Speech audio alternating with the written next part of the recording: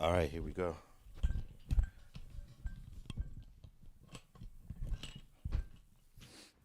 All righty, straight politicking on all you politickers. And I'm here with Munchie B, the mayor. Everything looks good. And Spider Loke, the most easty. Salutations to my co-host. And congratulations on making it around the sun one more time. Jita, gratitude is the attitude. I am eternally grateful for my 49th announcement of birth. Yes, I appreciated experiencing my 49th birthday on January 19th. And I had a very pleasurable dinner that evening with all my offspring, from my oldest child to my youngest child and my granddaughter. We were 8 deep, and that was the total of us, and I appreciated it. That part, happy belated. Appreciate it. Another revolution around the sun. Yes, sir, this solar system. And hopefully many more to come. Appreciate it. And fatherhood is crazy when that's the scenario and you got 3 working children and you tease them up into the dinner, let them know you can't wait to go to dinner on them, and you still end up picking up the bill, man. It was a pretty large bill. And unfortunately for you and myself, not Munchie yet, we probably got less years in front of us than we do behind us. Why remind me, but you are absolutely correct, Alex. Yeah. And, but, you know, Munchie's a little younger. He's got more years in front of him than he has behind him, hopefully. Hey, man. And I wanted to ask Munchie about that No Jumper interview. I saw you on there, and in my perspective of watching you on there, I wasn't 100% sure if that was Conrad that jumped in at the end of the interview. Oh, yeah, it's Conrad. Because y'all didn't even introduce him. He just came in there, sat down, and just started vibing with y'all. Nah, Conrad was Big Baby on the interview? Yeah, he was on there. Conrad be with Big Baby almost all the time. Oh, okay. So Yeah, so Conrad most times is off camera. You know what I'm saying? He be there or whatever. Yeah, but Conrad, in my opinion, since Nipsey's resting, he the hardest rapper out the '60s. let me see. Let's out of who we got? Pac-Man, the Gunman. We got Pac-Man. You got Jay Stone. Jay Stone, Newport. I used to like G.I. Joe. He rest in peace now. I think he died from a natural cause. G.I. Joe was hard. Yeah, I can't name. The homegirl had a baby by herself. I thought Jay Stone was the one kind of pushing it the hardest for a minute. He was probably mashing the hardest, and then that Nipsey co-sign like that do something. But Conrad, he got a different style. Like his cadences, and you know what I'm saying. So how did it feel that was a first for us to see you sitting across from 2 6-0s? Am I right? Is that a first? Well, I came out from doing content one time. I believe Spider was there when we came out. Conrad was there, and then he got somebody from my hood. He got a homie from the hood that they damn near like brothers. So when I be with the homie, it be 3 of us and the homie be walking, and it be Conrad and 3 of his homies, and we about to cross paths. They embrace and that break the ice. Us 3 be looking at them crazy. They boom, and we keep it pushing past them, and it always been some shit like that. You know what I'm saying? It's a beautiful thing, man. Shout out to the Red Verse. I've always had an interest in seeing Munchie, the neighborhoods that was affiliated with No Jumper, especially when I had affiliation, Big Baby in particular, being able to sit down and have conversations that, you know, expanded they regular gang politics. And to see them being able to do it as men, man, it's something I applaud. I appreciate it. No, it was a hell of an interview there. I was just a little confused at the end how Adam jumped out, Conrad jumped in, and y'all just continued the conversation. Well, you know, I know for one thing, there's been a desire a long time in No Jumper amongst certain homies that certain cultural conversations remain amongst us. It's probably just made more sense than it was a bigger statement just to show the 3 of them at the table minus Adam, because no matter how much Adam facilitates these conversations, he really has absolutely nothing to do with them a lot of times. So I think it was a good look just to see the members occupy the table for a moment. Yeah. No, Adam said he said he was surprised that you know we arranged that me, him, and Break Baby sit out, and Break Baby didn't come 50 deep, and I didn't come 50. You know what I'm saying? unlike other people who go up there. Yeah, right. I wonder. I'm not surprised. I guess because I'm aware of both the two and both of y'all. I'm not surprised. That's crazy, man. If you can't go up to no jumper, one or two deep, there's something wrong with you. That's the misconception that the exposures cause Adam to have. Like there's danger that lurks around his places. Burbank is Disneyland, man. We appreciate Burbank, man. We appreciate what you established there. Now you got the goof troop up there trying to make it sound like it's not scary for him, and it's actually not, bro. It's Disneyland. Well, I'm of the belief that if somebody is going to get it, it don't matter if it's in Burbank or in South LA. Yeah. Well, you can't beat to that belief when you got somebody like Wack 100 that ain't gonna even present himself. You know what I'm saying? Like a gangster will. And you know have never got caught. You have never been involved with nobody getting it. You've never been present while nobody got it in LA. Only you've been present when somebody got it north of LA, Burbank, Hollywood, and further. Wack has never been participant of any type of activities in Los Angeles, Compton, or the surrounding areas. Never, ever. But we gonna know. I don't want nothing to happen to Wack. I really want you to go get some help because I don't want nothing to happen to nobody black. He got mental health issues that really that's unresolved, and he need to go handle that. Midlife identity crisis, I believe. Well, if you knocking on 50, you still trying to prove a point. That's what it seemed like. But he looked like he about 64. So just imagine. And I don't have to imagine knocking on 50 like we just celebrated. I turned 49 very recently. I'm knocking on 50. So I know what it feels like to knock on 50, but I couldn't imagine knocking on 50 looking like I'm knocking on 70. He looked like he knocking on 70 by the skin. Well, I thought it was a good look to see Conrad up there in addition to Brick Boy doing an interview. I think Conrad should show himself more. He was an interesting person to listen to in a conversation. Yeah, but like when you're a rapper, if you go into the podcast thing, that'll get the overshadowing that. People won't take you as serious as a rapper. So that means he's still focusing on the music. Yeah. Okay. He still locked in. That's actually a good point. Observation. If you want to be a rapper, you got to stay in that rapper lane. You can't move into this podcasting lane and then think you can go back to rapping. But that teaches me a lot about Munchie, what he's chosen as his primary push. Right. Yeah. I try to get him to push his rap. And he often tells me, I ain't a rapper though, I just be rapping. Yeah. But we see he does podcasts. So with that logic, I see he must be putting his gas on this podcast. I salute it though. I think it was a mistake with DW because he do wilding out time to time. Well, not really wilding, like doing the jokes and all the little improv, but he participated with that. And then you did the CEO podcast at No Jumper, and I think that was a mistake. Well, there's always a guy that can be Bo Jackson or Deion Sanders. There is always that guy. Yeah, I don't think the only mistake I think DW Flame was assuming and considering holding 100 as a comrade, an equal, a friend, an uncle, a big homie, or something like that. I think that's what made the experience less than what it could have been. Hey, but see, it's very little people. Because I still stand on, I think Jamie Foxx is one of the most talented people in the world. I agree. Who could cross over from being a comedian to get to charting that Unpredictable when he dropped that as a singer and an actor. You saw his latest Get Down?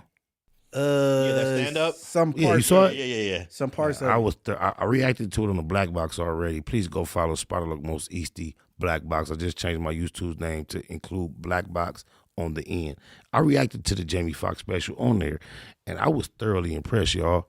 I didn't know what to expect, and I watched it, and the range he shows, I'm just thoroughly impressed by the range of talents. Not one particular talent, but the range of talents and the range of transparency that he showed there. When his daughter came out on stage, I was done.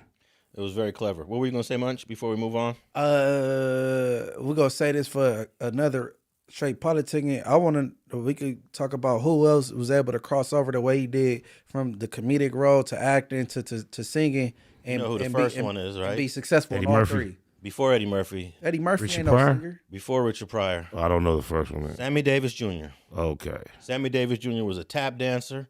He was a stand-up comedian. He was a singer. And he was in the Brat Pack it was 4 dudes, and he was the only black one. Was he a dramatic actor? He was dramatic. Yeah, he was a dramatic actor. He was a child actor, an adult actor.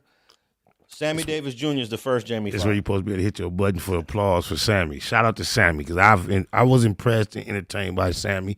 He didn't quite bridge the gap of my generation where I could relate, but I always revered him as a great. He was there with the so-called white greats. Right. Dean Martin. Who knows the Brat Pack? Any of y'all know the Brat Pack? Is Nope. Dean Martin, Frank Sinatra, maybe. That's who I would have mentioned, because I realized that the mobsters was one of the. That means that Sammy Davis was one of the mullahs that the mob respected, accepted, and appreciated. Oh man, the gangsters loved Sammy. Yeah.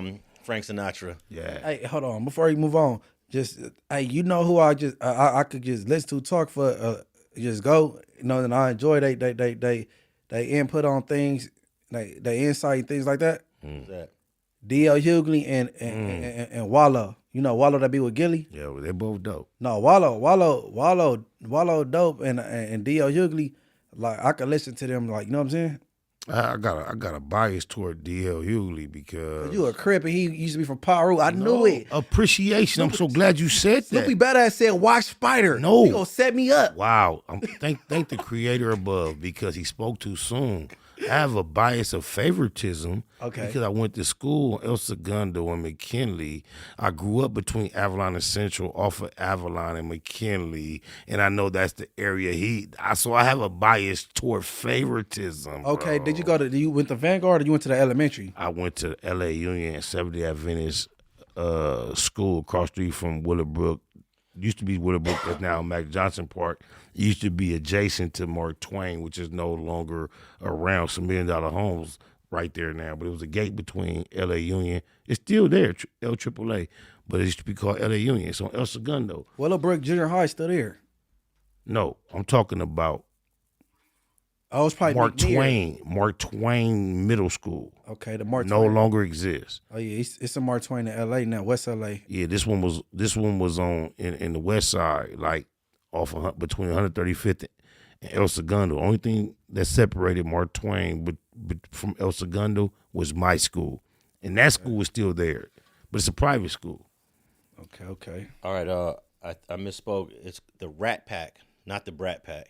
Yeah, that sounded a little more. That makes more The sense. Rat Pack included Frank Sinatra, Sammy Davis Jr., and Dean Martin.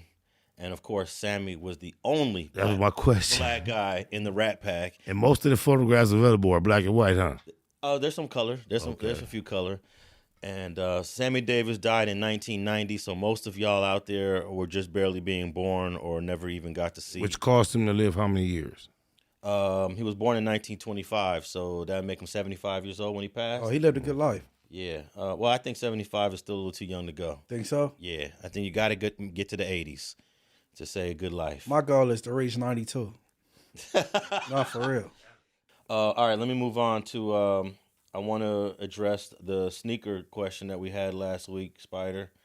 And today, because of the whole sneaker thing, I'm wearing a pair of Diodoras that I bought about 20 years ago. They do probably look 20 years old, but these are a pair of classic yellow and blue Diodoras. And this was the sneaker of the 80s. But, of course, we all agreed Nike was the number one. Of course. They made $46 billion in 2023, and they have 79,000 employees.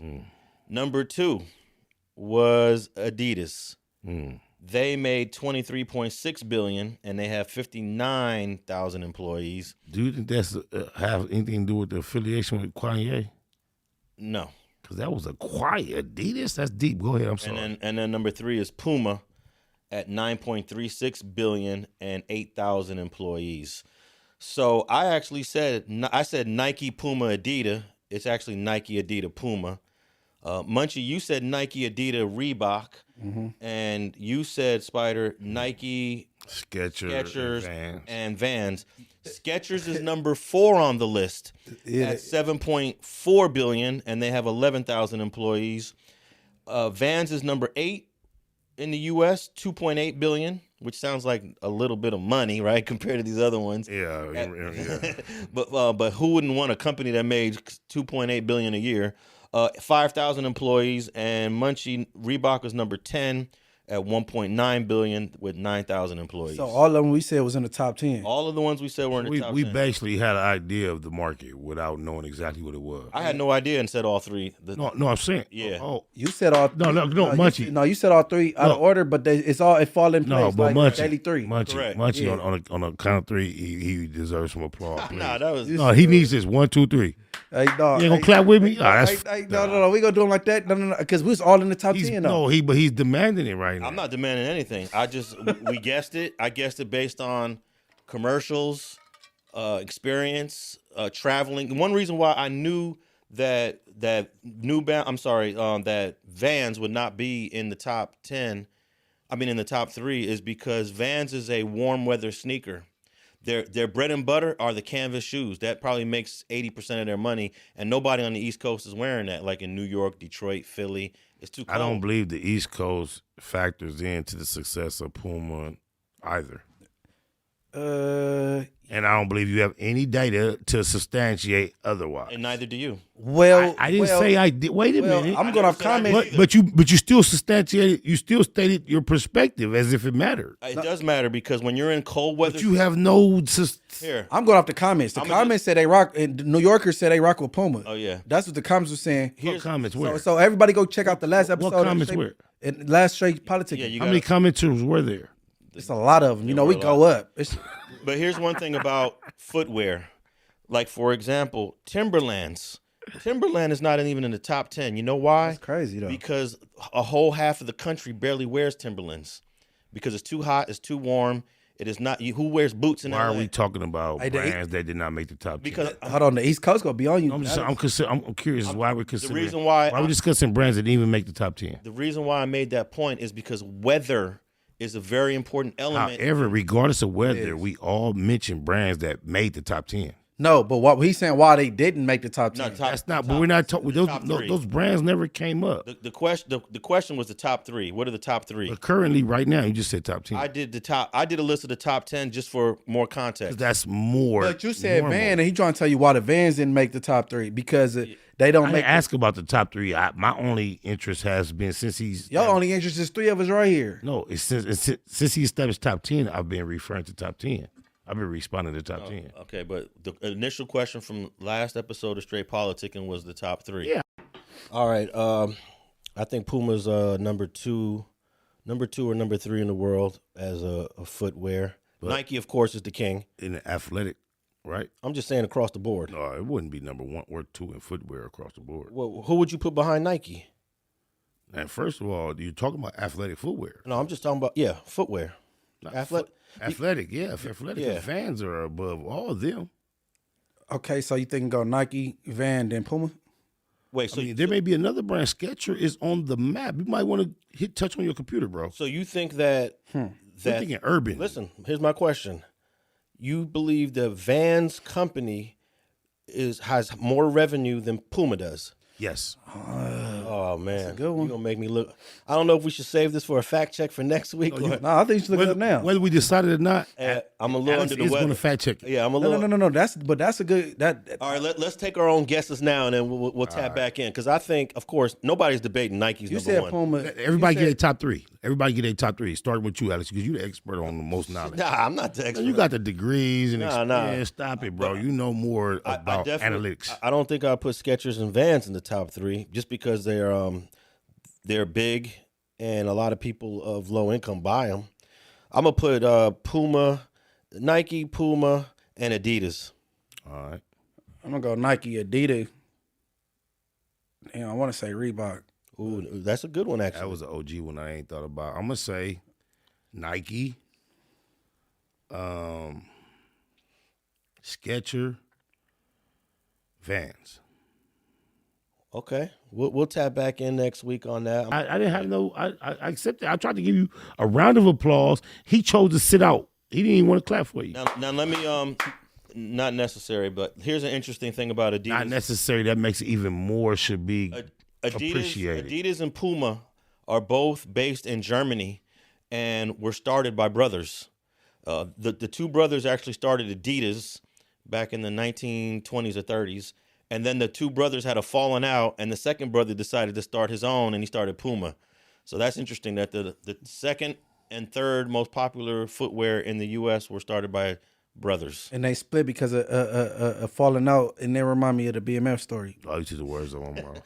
Yeah. And another thing it remind me of is the fact that it seems like so much of greatness and excellence in the world doesn't fall far.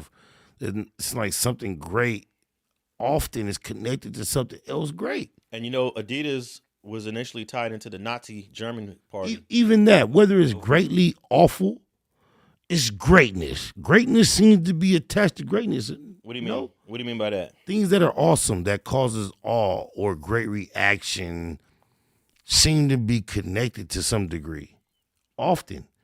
And you just said right now that these brands that I never would have thought that were like cousins or sisters are. Yeah, I mean, it's plus they got in the game early. This is almost over 100 years ago, 1924.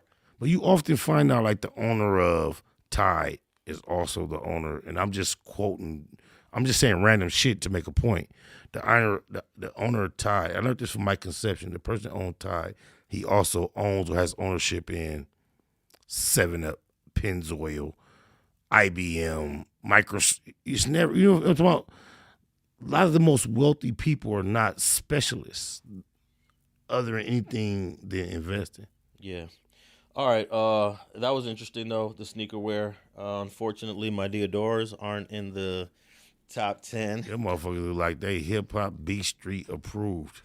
Hey, and I ran it back. I wore the Sauconys again today. I seen that. I didn't want to mention it, but I seen you. I ain't never seen you repeating.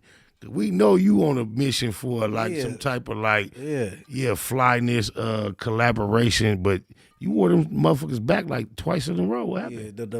Yeah, they go tap in with me. Saucony go tap in with me. They was in the comments on YouTube tagging Saucony, so keep doing that because you know what I'm saying. It's hard. And the East Coast, they mess with them.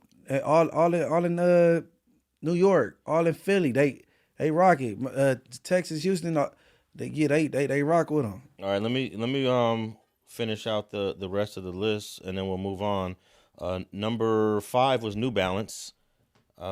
Number 6 is a sneaker. That's surprising. That's deep. Yeah, New Balance, $5.3 billion a year. Number 6 is a sneaker or footwear that none of us probably would have thought of, but it's Burberry. Number 7 was Asics, and 9 was Converse. So that rounds out the top 10. You know what I just realized? What's that? The top 10 is all gangbang type shoes, bro. I don't know what Asics is. Asics is gangbang. Only reason I know them because gangbangers ever worn. It's a nice running shoe. But it's also an affordable shoe that East Side gangbangers used to wear because of that fact. They come in just like Sauconys.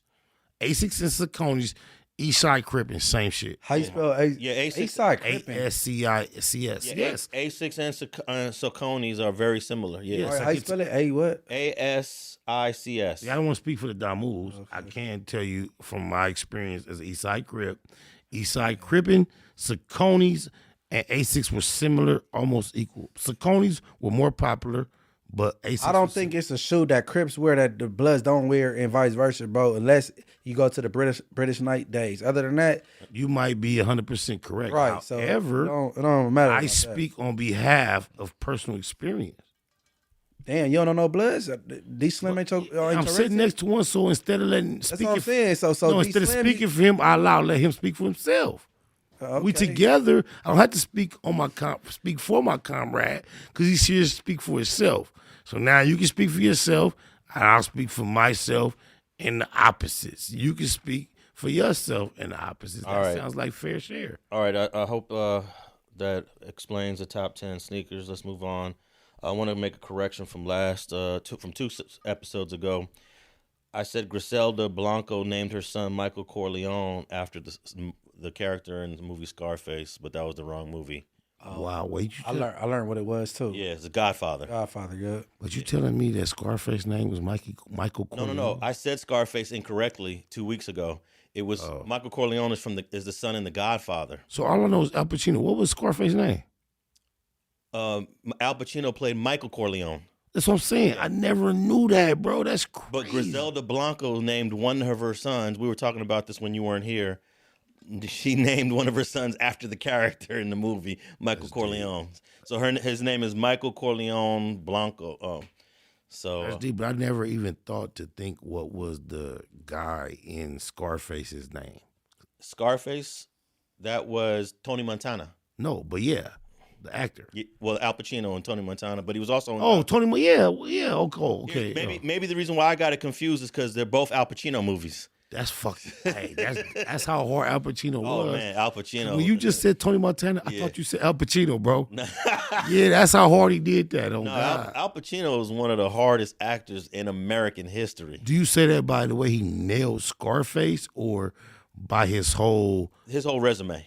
I actually thought that the accent in Scarface was very corny. I don't think he did a great job. Do you think that at the time or now? No, the reason why is because I watched the movie with my dad. Oh, and you're Latin. And my dad was like, this guy, why didn't they get a real Cuban? Because he's not Cuban, playing a Cuban, you know.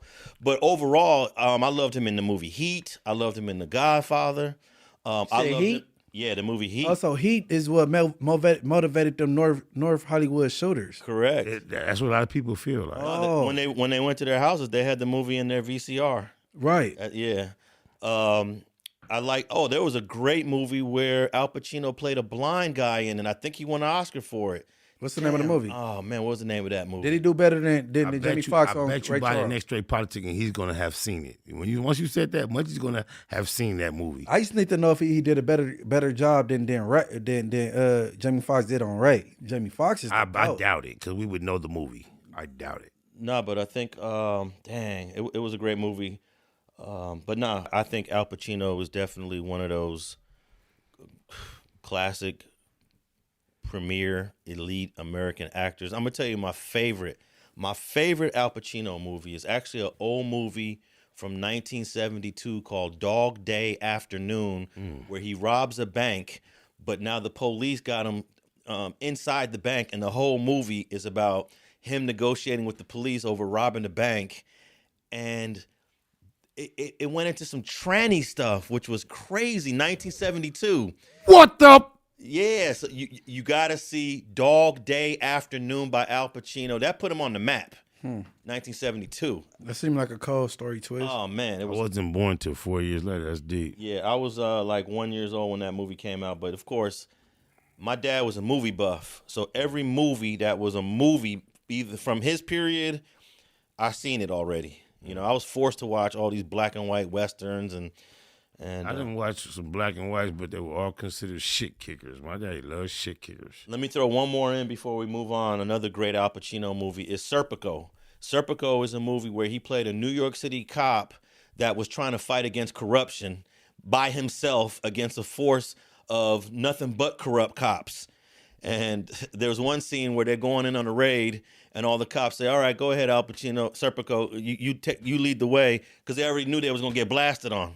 They try to get him killed during a raid. That sound like Rambo First Blood, because he Police Edition. He was trying to clean up the police department. What year did that come out? That was the 70s. So that's before First Blood. 1973. That's definitely before First Blood. And it's based on a true story. There was a real cop named Serpico. So First Blood may have been modeled after that. Yeah. So I mean, there's so many great. Serpico, 1973. Got to watch that one. You got to text me these. Yeah. All right. Let's move on to this first story. I thought this was interesting, man. I hope you guys tapped in with it. Tekashi69. Now, do you guys remember when Tekashi69 was getting beat up in the bathroom of a gym? Who? Yeah. Who? Daniel Hernandez. Tekashi? Tekashi69. Oh yeah, I remember. Nah, what was it? It wasn't Planet Fitness. It was It was out of town. It was He got boobot. It was in Miami. LA Fitness. LA Fitness. LA Fitness. Yeah. Well, can you believe he wants to sue the gym? Yes, I can. Why now though? He's a Drake type. Well, he's waiting because the statute of limitations is like 3 years on any lawsuit. So you got 3 years. Yeah, and he has access to a network of all type of people, and somebody's making him aware that he may have action. No, Okay, somebody probably told him right when it happened, "Hey, you should sue the gym." Yeah, he's probably been. All right, he's so been thinking. On what basis? Okay, let me read the article. But the title says Tekashi69 sues LA Fitness for $1 million for allegedly failing to protect him during a brutal gym attack. So there you go. Lack of security.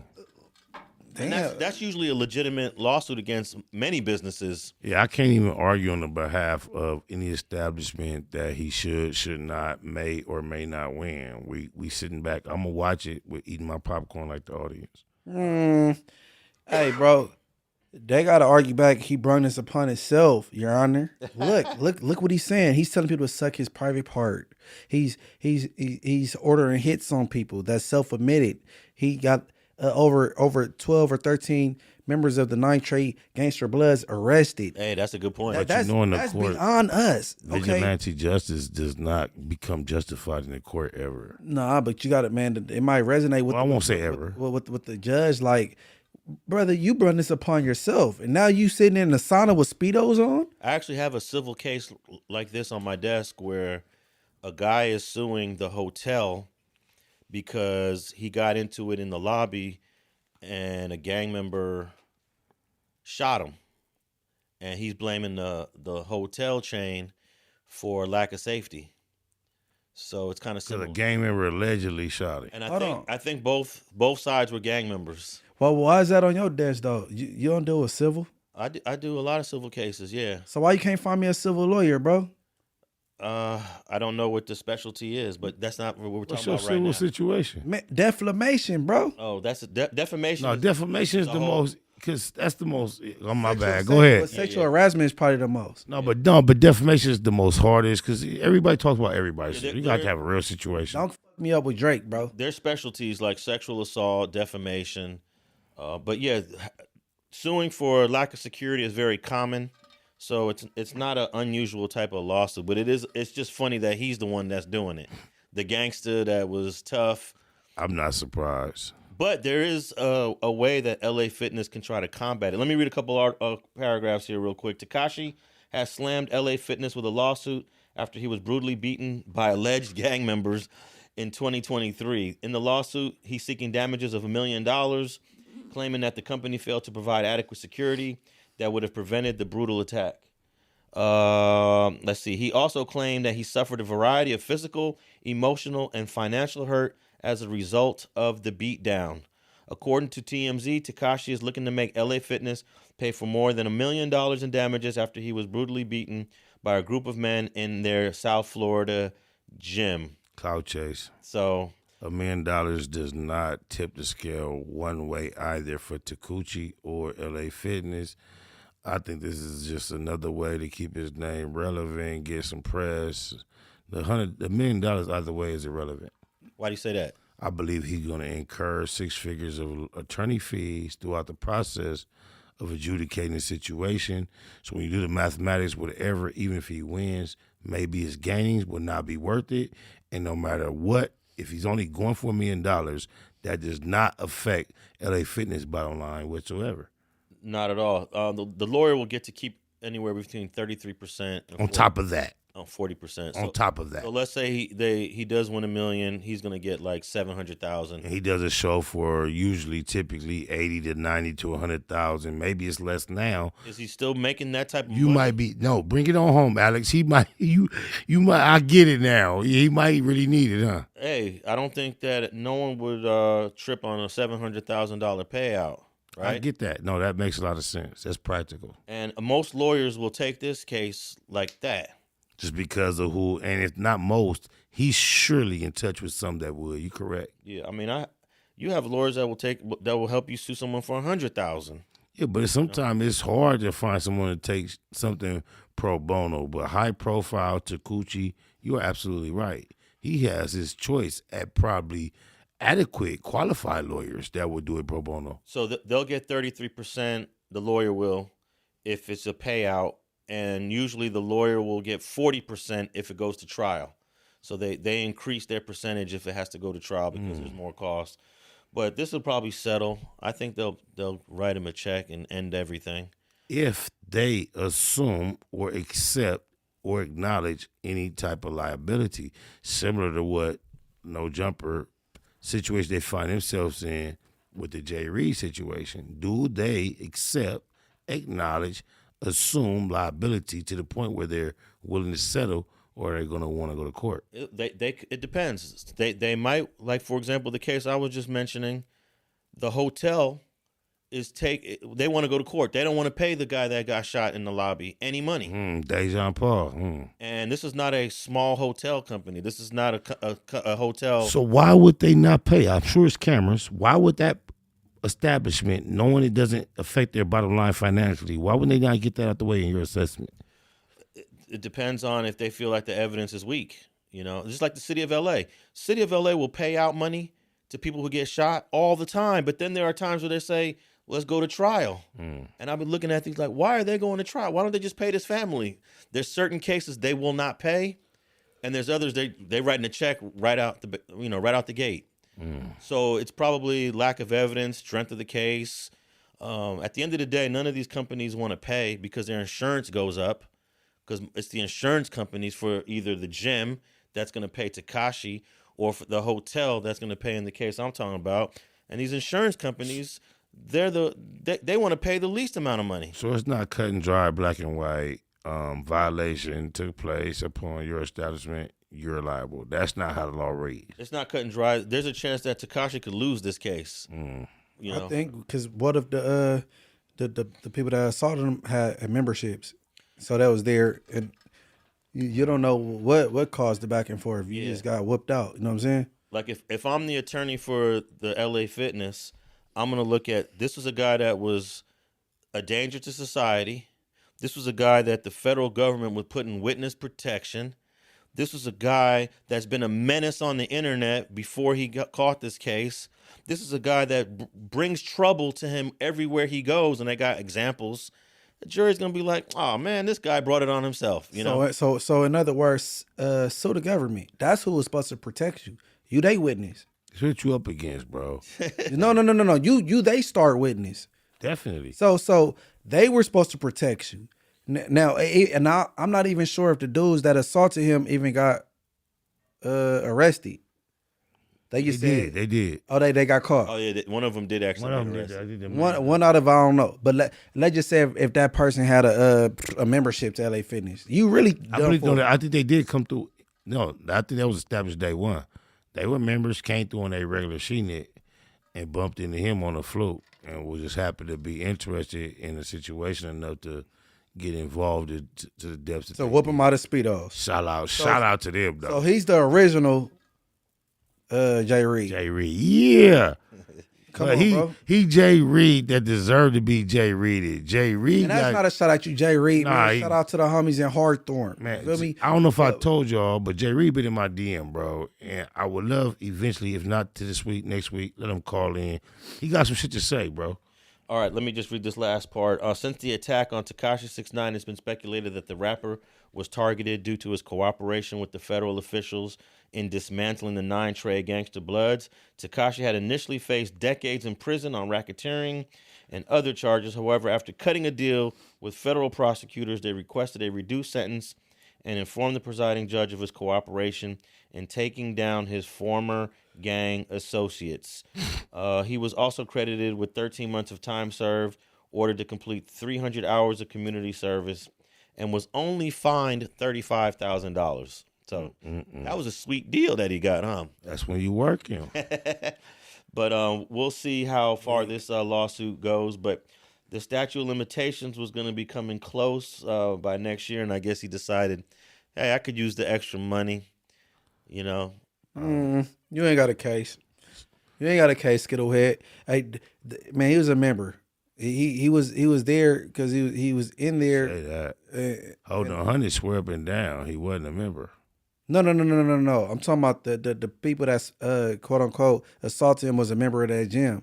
He was allowed in there just as well it was Tekashi. We don't know why they had a mutual combat that the other person won. It was a fight and you lost. Yeah, you wasn't assaulted. Exactly. It was a fight and you lost. Because you talk all that shit, you always in somebody's face talking shit. You was probably disrespecting that man in the gym. That's what we believe. Come on, bro. And you know, we talked about this on a previous episode. The feds auctioned off his cars.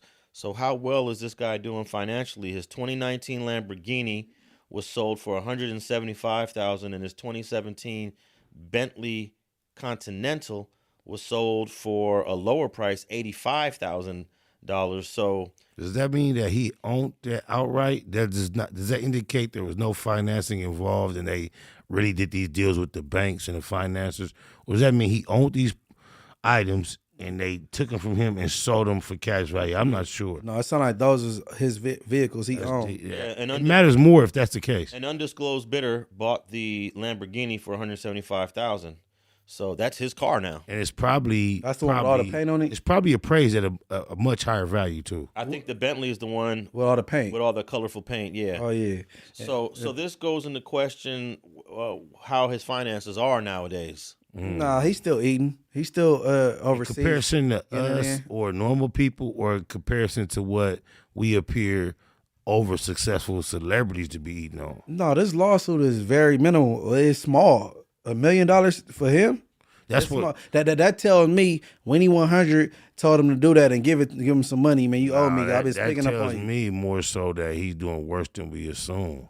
I don't think so. Because if it was just like a play like you assuming, why not go for 20 million or 30? Look, this one, Wack. Hey, look, I'm had a legal bagel contact LA Fitness. We gonna sue him for the million. Come out with 80 million. You know what I'm saying? Well, and he go fork it up. That's what I'm saying. If you go fork it over to Winnie 100. If you're gonna utilize the Winnie Hold on 100, bro, it's gonna start at more than 100, a million. No, it's all gonna go to the face with Winnie 100.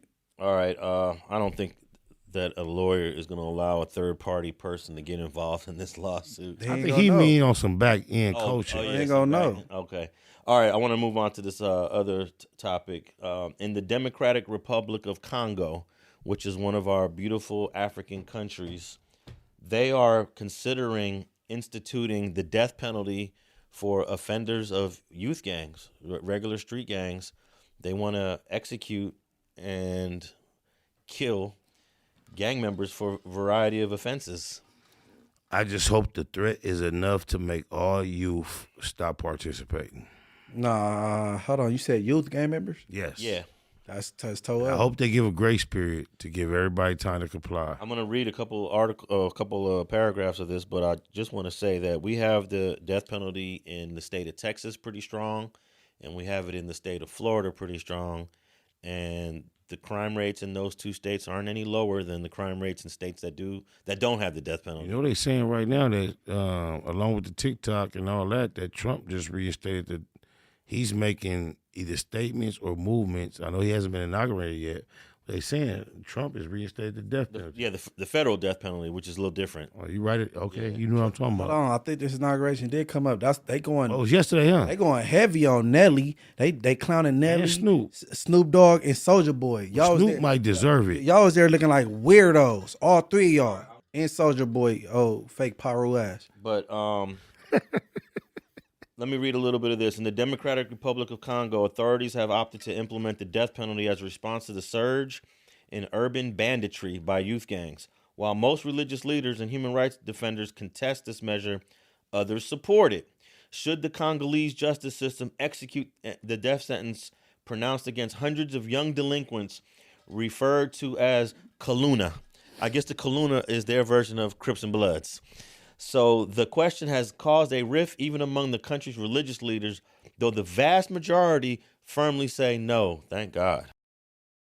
La police ne batwaye ki babito sala matanga te za mitinde uti na likolo. Donc totikala ko sala matanga te. Entre mai et septembre de cette année, les policiers à Kinshasa, dans la capitale de la République démocratique du Congo, ont exécuté sommairement au moins 27 jeunes hommes et garçons qui ont été suspectés d'être membres des gangs criminels connus sous le nom de Kaluna. 7 autres ont été victimes des disparitions forcées. Alors que Kaluna azaliwa na bozo monai. Azo sala pembeni ya bino. Aussi longtemps que le Kaluna existe, nous on ne sera pas tranquille. On est toujours sur les traces, on va les traquer jusqu'à leur dernier retranchement. Des hommes cagoulés et armés sont arrivés tard la nuit dans les maisons de ces jeunes hommes et garçons qui ont été ciblés. Ils ont été amenés avec eux vers une destination inconnue où les jeunes ont été exécutés.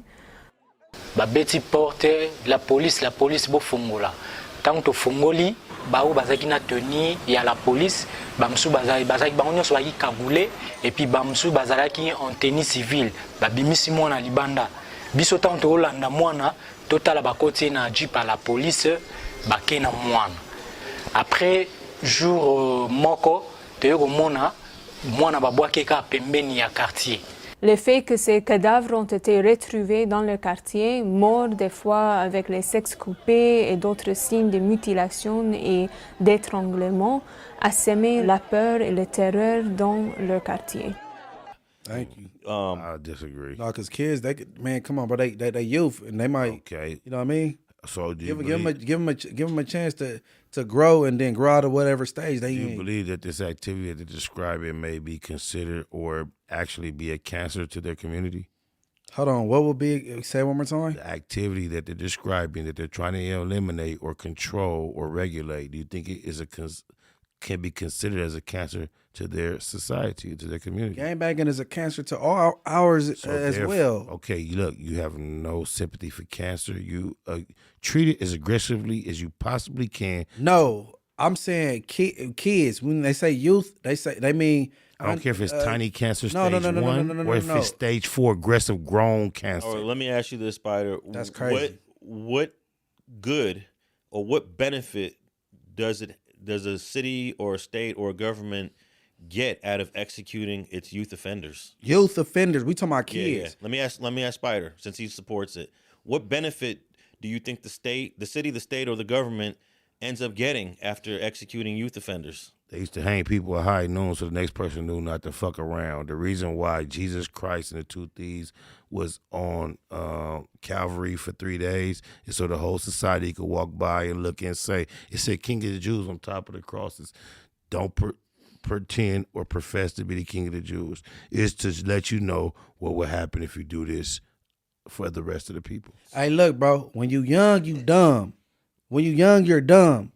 Give somebody a chance to grow and mature. They might not feel the same way they felt when they was 14. Tell Pop Smoke So that. hold on. So now that's why California got the law. Your brain not fully developed till you 25, and they give it people that's under that age the leniency. You know what I'm saying? Your brain and they bringing them back to court and they chopping time take your off. imagination, brain, and spirit wherever you gotta go to talk to Pop Smoke about that. All right, let me read a couple more sentences. That don't even equate to what I'm talking about. Indeed, it does. After numerous police crackdowns that led to arrests of hundreds of alleged offenders, more than 300 Kaluna have been convicted, including 127 of them sentenced to death. Explained the Democratic Republic of Congo's Justice Minister Mutamba during a press conference. These death sentences come after the Congolese government lifted a moratorium on executions last year, a ban that has been in place since 2003.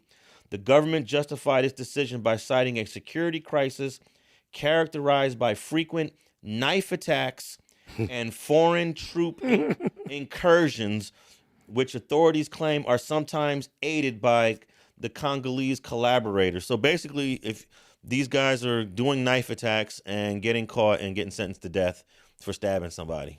Hey, look, bro. I know God bless babies and fools, bro. Oh, my mama. And as a youth, man, you still consider a baby, bro. You ain't making sound decisions. So to sentence somebody to death as a youth for the mistakes they made at that age is not straight. So the God you talking about that loves and bless babies and fools, what do you say about the babies that's born blind, retarded, with 2 feet, with 1 foot, only 2 toes, the ones that get their hair blew off at 2 years old, the ones that get raped? What you saying, you don't believe in God? You just saying, what do I say about people that's born with disadvantages? You just got killed at a young age. No, you just spoke about God in regards to babies and fools and how he feels about them, as if it dictates how things are gonna go in regards to them. I'm asking. I didn't say how it's gonna go. So why did you state that? I said God bless babies and fools. Why? Why did you say that? What that's saying? What were you talking about? Why did you say that? Babies and fools, they got a free ticket. When I say fools, I mean. So if they get a free ticket, hold on, why do babies get raped? Hold on. Why do God let babies get raped if they got a free ticket? Because you was supposed to be a preacher, right? You was close to being a pastor, right? Okay, God gave people the free will. I can't control what Alex do if his rubber band snap tomorrow. No, I can't control that. This is my problem with being a preacher. Hold on, but when I say God bless babies and fools, they got a free ticket. They got a free ticket because they not rap tight. They not working with a 4-deck of cars. Not all 52. So they got a free ticket to heaven. I'm gonna let that land. No, that's what we've been told. But I have problems with that philosophy. I don't have a religion. I would love to invite you on a different platform other than Straight Politicking or Kick It Back Boo Boo. Talk about Kicking It Back. I'm trying to say it fast.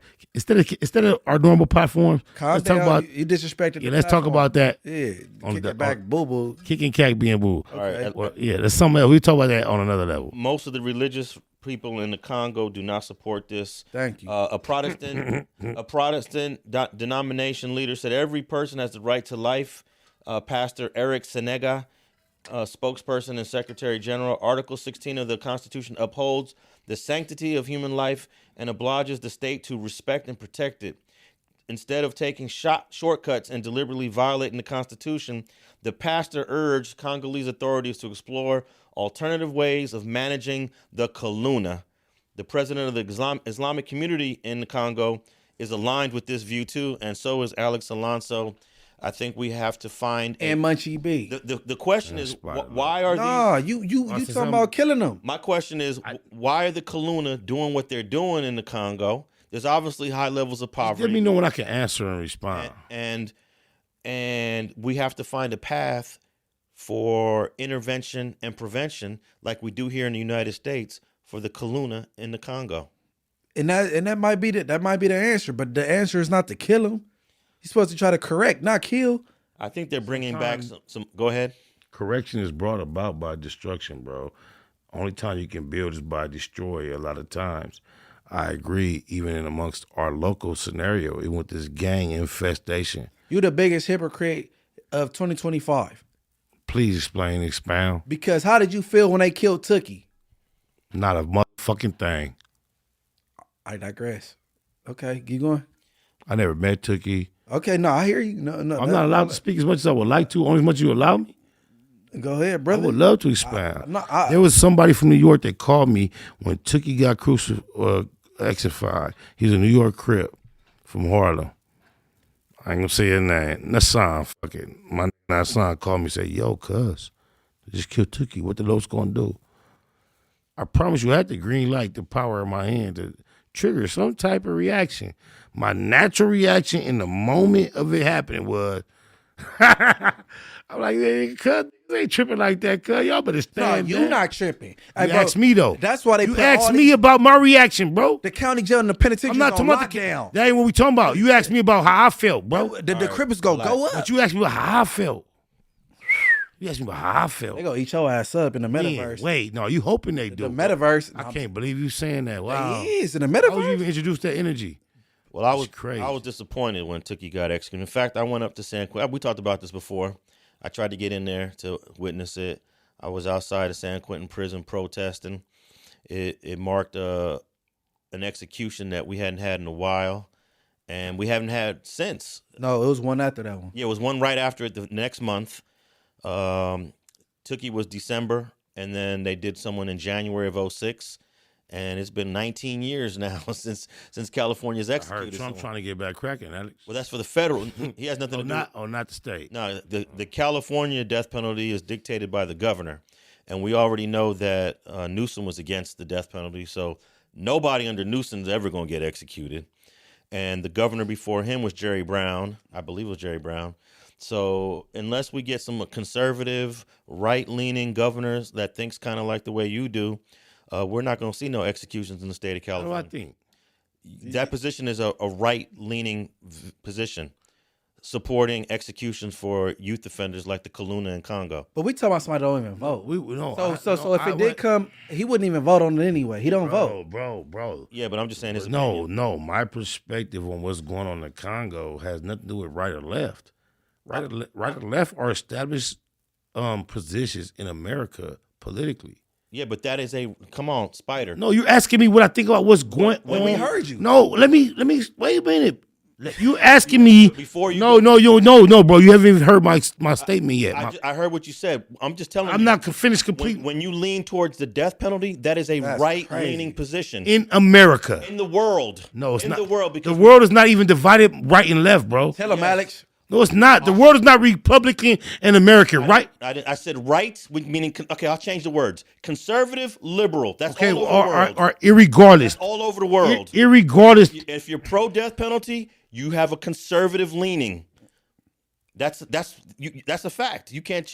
I'm not even here to debate none of that. I don't even know why that's so offensive to you. I'm not even offended. Only thing I'm trying to do is get to a whole entirely different point. I'm not pro the death penalty. All right, I want Spider to. I lost it. I swear to God, I turned 49 recently. Okay, it'll come back. It'll come back when I say this. It will. In order for the death penalty to ever be instituted in California again, we'd have to have a conservative-leaning governor that thinks similar to the way you think, Spider. Okay, conservative is more so Christian, correct? Versus what? No, Christian. No. Just you tell me, conservative is not more Christian than the opposite? No.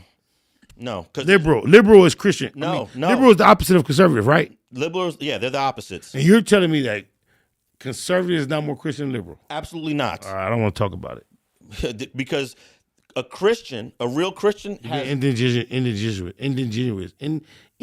How is it? You know what I'm trying to say? I have no idea. Indigenous?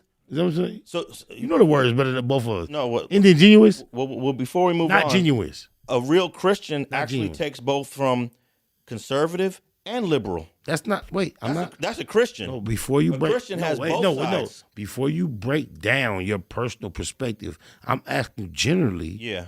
Is the conservative perspective more attached to the Christian perspective versus the liberal? I would say it's half and half. No, because why you would be not sounding what I'm trying to say, Munchie, ingenuous, is because everyone knows the liberal side pushes homosexuality. I don't care about that. That don't mean kill somebody. I'm not asking you personally. Wow. No. Why everybody want to fuck up every point I try to land, because bro? You can't. I don't care about homosexuality, bro. But that's not you. We talking about liberals and conservatives. That is a big point of death penalty, though. No. Keep moving away from it. Continue what you're saying because I understand what you're saying, Spider. Yeah, I kind of lost it again. I ain't gonna lie. That the liberals support homosexuality. You're correct. Extremely. Okay. That's conservatives. I forgot why I was making this point. Get back to what you was on. I need you to keep going. But for every... I lost it, bro. I ain't gonna lie. For every negative position that a liberal has that's anti-Christian, there's a position that a conservative has that's anti-Christian. I would love to trade position for position if it's a perfect moment. Right now, if you could direct me to that, I'm with that. Okay, for example, the whole idea of capitalism, the economic system of capitalism is completely anti-Christian. But that's a right. Why, when Jesus said, "Give to Caesar what belongs to Caesar"? That's paying taxes. That's not. That's capitalism. No, it's not. Taxes are. All right, I'll shut up. I'm talking about a system, an economic system. A system based upon taxes is capitalism. No. All right, I'm through. No, taxes is just taxes. There's nothing wrong with paying your taxes. So you're telling me taxes are not a supreme component of capitalism? Taxes is a component of every economic system, whether it's capitalism, socialism, including capitalism, the one that we're discussing. It's all. It has nothing. There's nothing unique about taxes and capitalism. Your debate style is very obvious. Okay. Well, all I'm saying is that there are negative positions on both sides, and there are positive positions on both sides. For example, what would Jesus Christ be today if he was able to look at the party systems or the conservative liberal system? What side would he lean towards? With your partner that didn't get no attachments. What you mean? Your black partner that used to be a professor at USC that ran for president that didn't get no votes. He would be like him. Cornell, what's his name? Your boy, USC. Oh, at Cornell West? Thank you. Oh, okay. No, but is Jesus conservative or liberal? He's Cornell West. He said your buddy get no How you gonna force him into those two when we have other options, sir? Well, if you were gonna, I said he's gonna be more like Cornell West. He's independent. Underground, underdog, independent, speak his mind based on facts, not political parties. Guess what? Not the Sadducees or the Pharisees. And independents take from a little bit of liberalism, a little bit of conservatism as well. But if you're going to use Jesus Christ as an example, you can show no type of support for anything rainbow. Correct. Okay. Yeah. My point. I think that's the point we was on. I told you I got lost a long time Why ago. we said why rainbow be coming? All right, the last part. I don't know. I lost it. Let me just read this last part of this article. Although the death row inmates have been transferred from Kinshasa to the high security Ngega prison in the northwest, no executions have been carried out so far. However, responding to reports that more than 170 people under sentence of death were transferred to Ngega prison in prep to be executed. The announcement of these prison transfers is absolutely appalling, said one of the deputy directors for the East Southern African organization. We fear imminent mass executions by the authorities amid a lack of reliable information about the status of the people sentenced to death. It almost sounds like they didn't even get fair trials. That's another thing. Congo's justice system ain't like our system, where most of the time you're going to get a trial. Most of the time you get a chance to face your accusers. It's a different type of justice system. So I'm even more against the death penalty in the U.S., where we probably have the most Executed. No, I would say a justice system that's more fair than most governments around the world. My bad, Munchie. I think the reason we got on the spiritual side is because I was trying to relate to the fact that I might be wrong. Jesus Christ was sentenced to death. And it's controversy around. I think that's how we got on that, bro. But Kinshasa is where the death row inmates were. Y'all familiar with Kinshasa? No, where's that? It's Africa. We're talking about the Congo. Yeah, that's what I'm saying. That's why you threw me off for my perspective. But Kinshasa is where one of the greatest heavyweight fights took place at back in the day. Between the Thriller and Manila. There you go. What? Ali Boumaier. Yeah. We talking about where Ali went. Remember when he was jogging through the streets? Yes. Boumaier. He had all the people. We talking about that country, the Congo. Yes. And their rulings is a lot different from the sophisticated lifestyle that we're used to in America. And I want everyone to realize I was answering the question in relation to the Congo, not America. You asked the question initially in relation to Congo. And it's like I'm challenging my response as if I was talking about America, but I always talk about the Congo. I have a different perspective on. But they also have conservative government and liberal government. It's still the Congo, bro. Yeah. But Amnesty International, which monitors the justice systems all over the earth, they're speaking out against this. And I'm a big supporter of Amnesty International because they go into all these countries and basically tell them what they're doing right, what they're doing wrong, and this got to stop. This is cool. Y'all got to stop that. And they bring it to the world stage so that we can see that they're going to execute 127. I don't even know what the age is of these youth because they didn't put – this article does not cover what youth is. My guess is that some of these youth are under the age of 18. That's not straight. Because, in a lot of these countries, they send you to the military at the age of 13, 14, 15. Often the conversation get a little deeper than my actual knowledge of the subject matter, bro. And I tend to start leaning to your sentiments at that point, bro. So don't start trying to over deep me till I don't know. Nah, you gonna beat you with a baseball bat. You feel like you see that's what he doing? You with that? Ain't that a bitch? Hell no. Ain't that a bitch? Hey, bro, anytime you say you pro the death penalty, I don't care what country you in, that is not straight. And then when they put youth on it, that's horrible. You gotta give somebody a chance. Institutionalized. No, you gotta give somebody a chance to mature in life. The same shit that Alex was on when he was 13, he's not on at the age of whatever he is. So where's the appropriate line to draw? Because I knew never. You don't put nobody to death because you can't sentence somebody to death for murdering somebody. So you punishing me for being a murderer and you want to turn around and murder me? Only reason I'm against the death penalty is because of people that get found guilty unjustly. Man, and we don't figure it out till later with DNA and shit like that. We never know when somebody got me and you. Munchie B wouldn't be Munchie B if he didn't ever signed up for an eye for an eye. He believe in that to some degree. My eye for eye is if I go do something to you, and you come back, I'm not gonna tell on you. or if you knock down one of mine, I'm gonna go back. I'm gonna knock down one of yours. And know that equates to that don't equate to tell on me, and then I go get death. No, not tell. That equates to a life for a life. No, not did you do if it's up with me and Spider, it's up with me and Spider. The courts don't have nothing to do with this. So I don't agree. And so if Spider busts on me and kill one of my homies and they try to assist him, I don't want him to get death. I want Spider to get back out so we can smack him. Me too. I don't even know how we debating that. Because guess what? I don't know what Baby Bray's in jail for, but he's in prison dancing, talking about he's drunk, he's having fun and laughing, and they don't. You could go to jail and have a good day and have a cell phone and get married and fuck. You'll be happy about cheeseburgers when you're in jail. So me and my folks, the IFGs, we want justice. We don't want the police to carry out justice for us. It don't hit the same.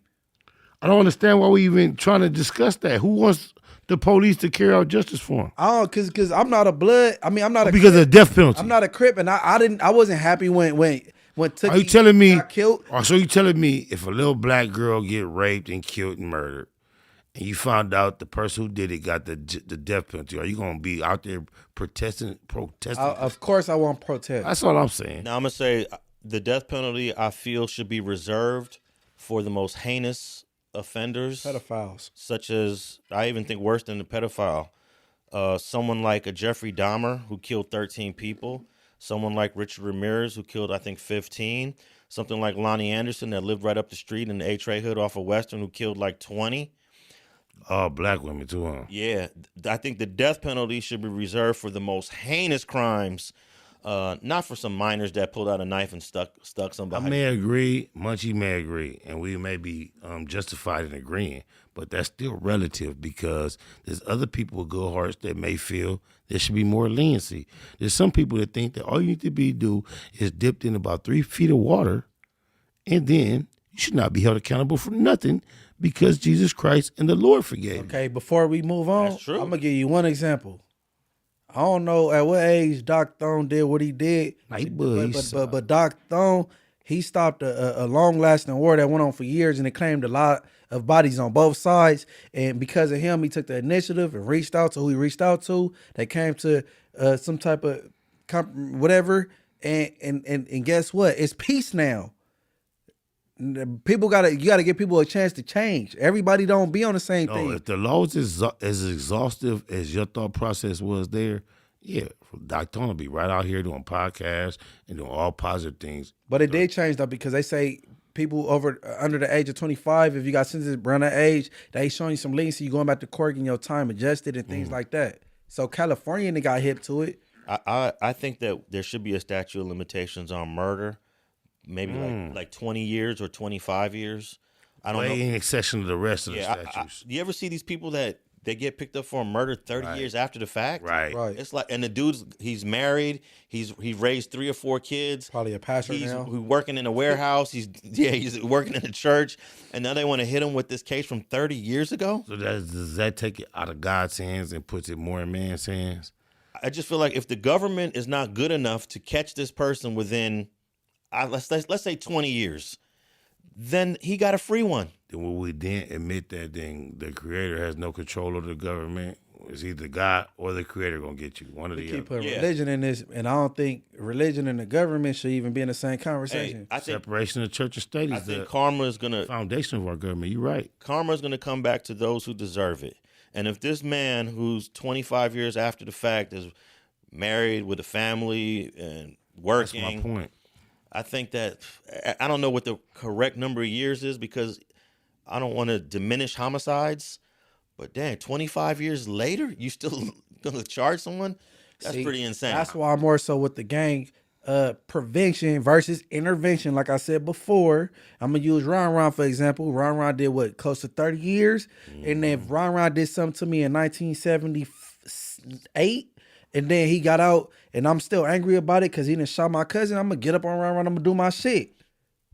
But you know what they been said. I know it's cliche, but it said time wounds all wounds, right? For certain people. A lot of people, forgiveness, they clock is different. Yeah, time times heal. But I'm giving it, that's why I prefer gang prevention, before you get. No, that's to- eloquent. to That's age. very well spoken, bro. It makes sense. You get a reputation people won't forgive. You're not never trying to get in front of a moving train. Prevention is far better than trying to intervene when something is full speed. That makes a lot of sense, bro. Yeah, you got a face full of tattoos, a pocket full of felonies. You on your own, brother. Remind you of yourself when you was in that mind frame. Who could tell you what? Right, and that's what I'm saying. Don't worry about me. Get a resource to my daughters and where they could better excel in the future. And then whoever tripping on Munchie for whatever back in whatever year, then it is what it is. You know what you did. I know what I did. Right? Oh, mama. All right, man. I hope they spare some of the Kaluna in the Congo. Yes, free the Kaluna in the Congo. Have mercy on those young souls and let them pay their debt by incarceration, not by execution. And I was thinking more on the line of prevention instead of intervention. Right. Looking for an extreme measure to prevent people from participating. I understand where the Congo is headed with it. All right, I wanted to... the Aryan Brotherhood is in the news again. Aryan Brotherhood prison gang members go on trial for allegedly ordering 7 murders in Los Angeles. That's insane. We're talking about white gangsters. Secrets ain't safe. That tells me secrets ain't safe. Defendants Kevin Johnson, Francis Clement, and John Stinson are already in state prison serving life sentences, but they're on trial for multiple homicides being ordered by them, all in the streets of L.A., according to the L.A. Times. These white boys has been in the news these last several weeks here in L.A. Yeah, about time, according, 3 California inmates allegedly tied to the white supremacist Aryan Brotherhood prison gang ordered 7 L.A. area murders in recent years, according to the feds. Those 3 guys are charged with ordering the killings and racketeering and a secretive federal trial against the men, all of them state inmates serving life sentences. They all pleaded not guilty and have denied being gang members. The murders took place in L.A. area and occurred both on the streets and behind bars. The victims include Alan Rashansky, Ruslan, who were fatally shot in Lomita in October of 2020.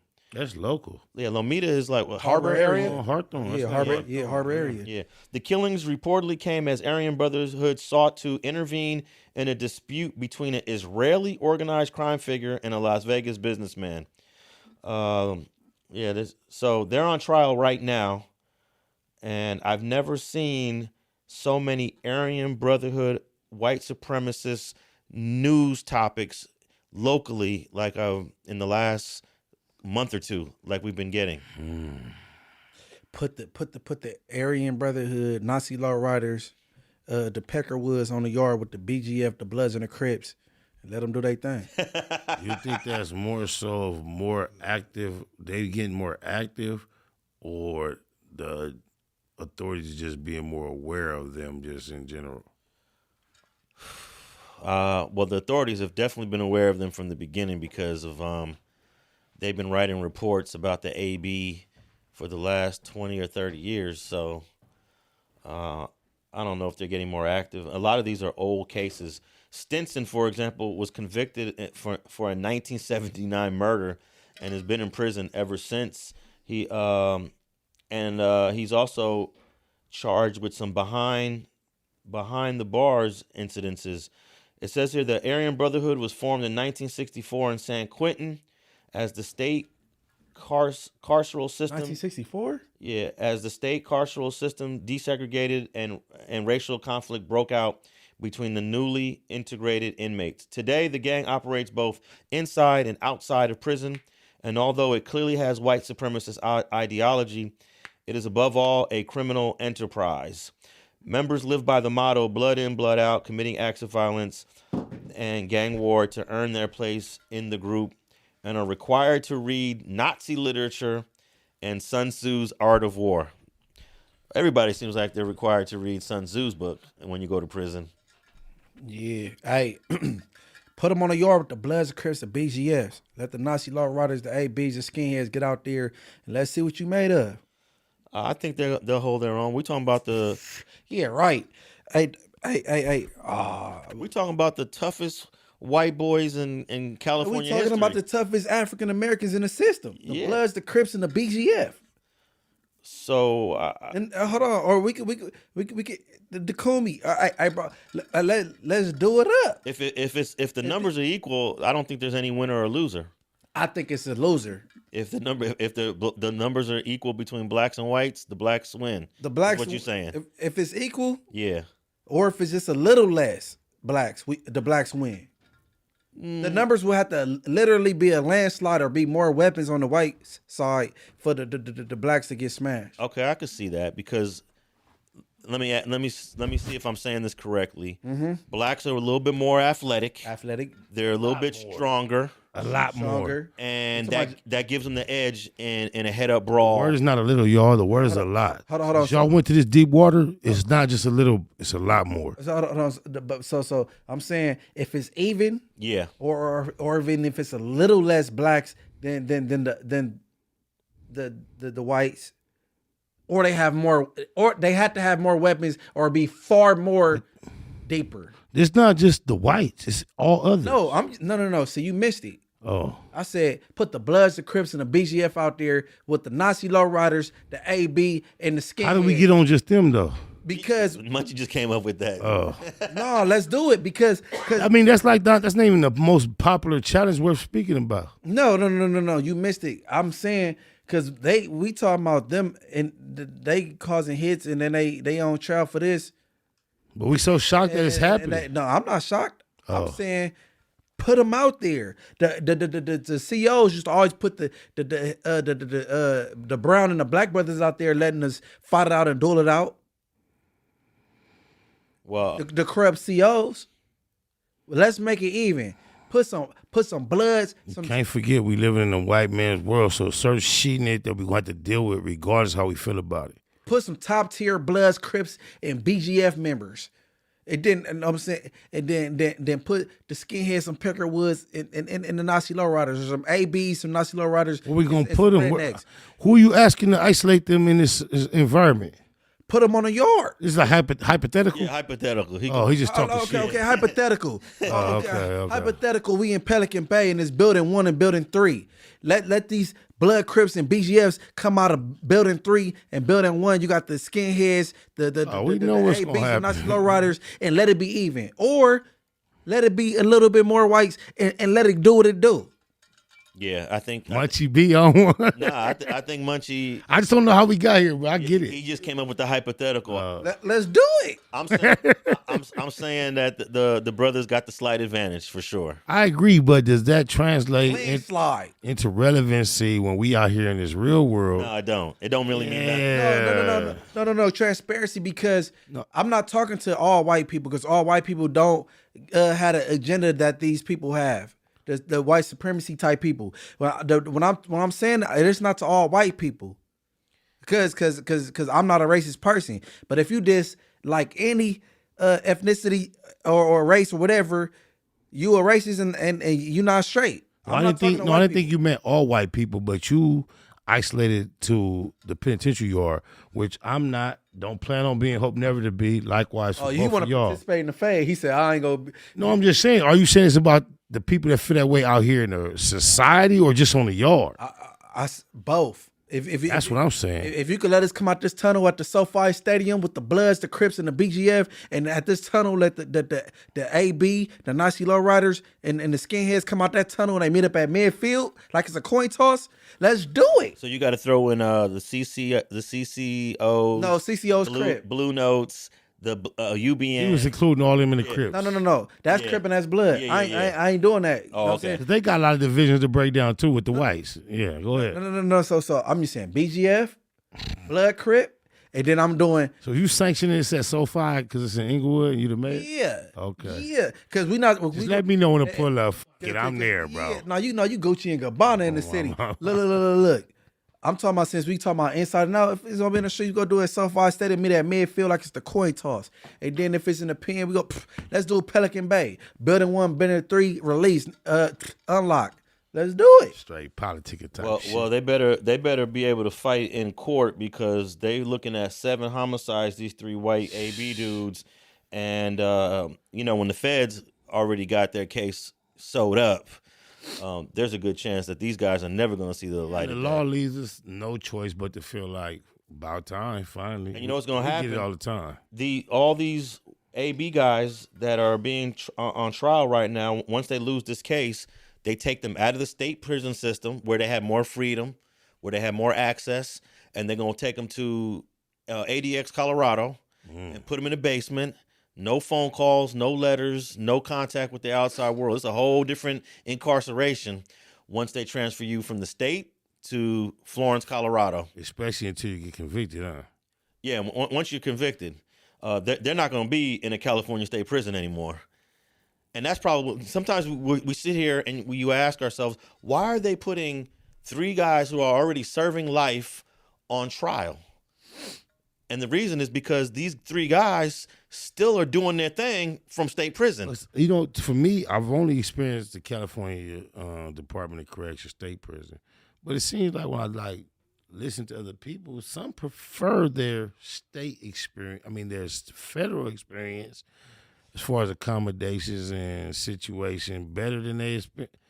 Some say this feds is plusher or cooler. Yeah, more comfortable. Yeah, but I don't think in Florence. Not for Florence ADX. Yeah, not in Florence. What's that in Denver? You said? I mean, Colorado. Florence, Colorado. Yeah. Yeah, not in Florence, Colorado. It is more like it's more lockdown.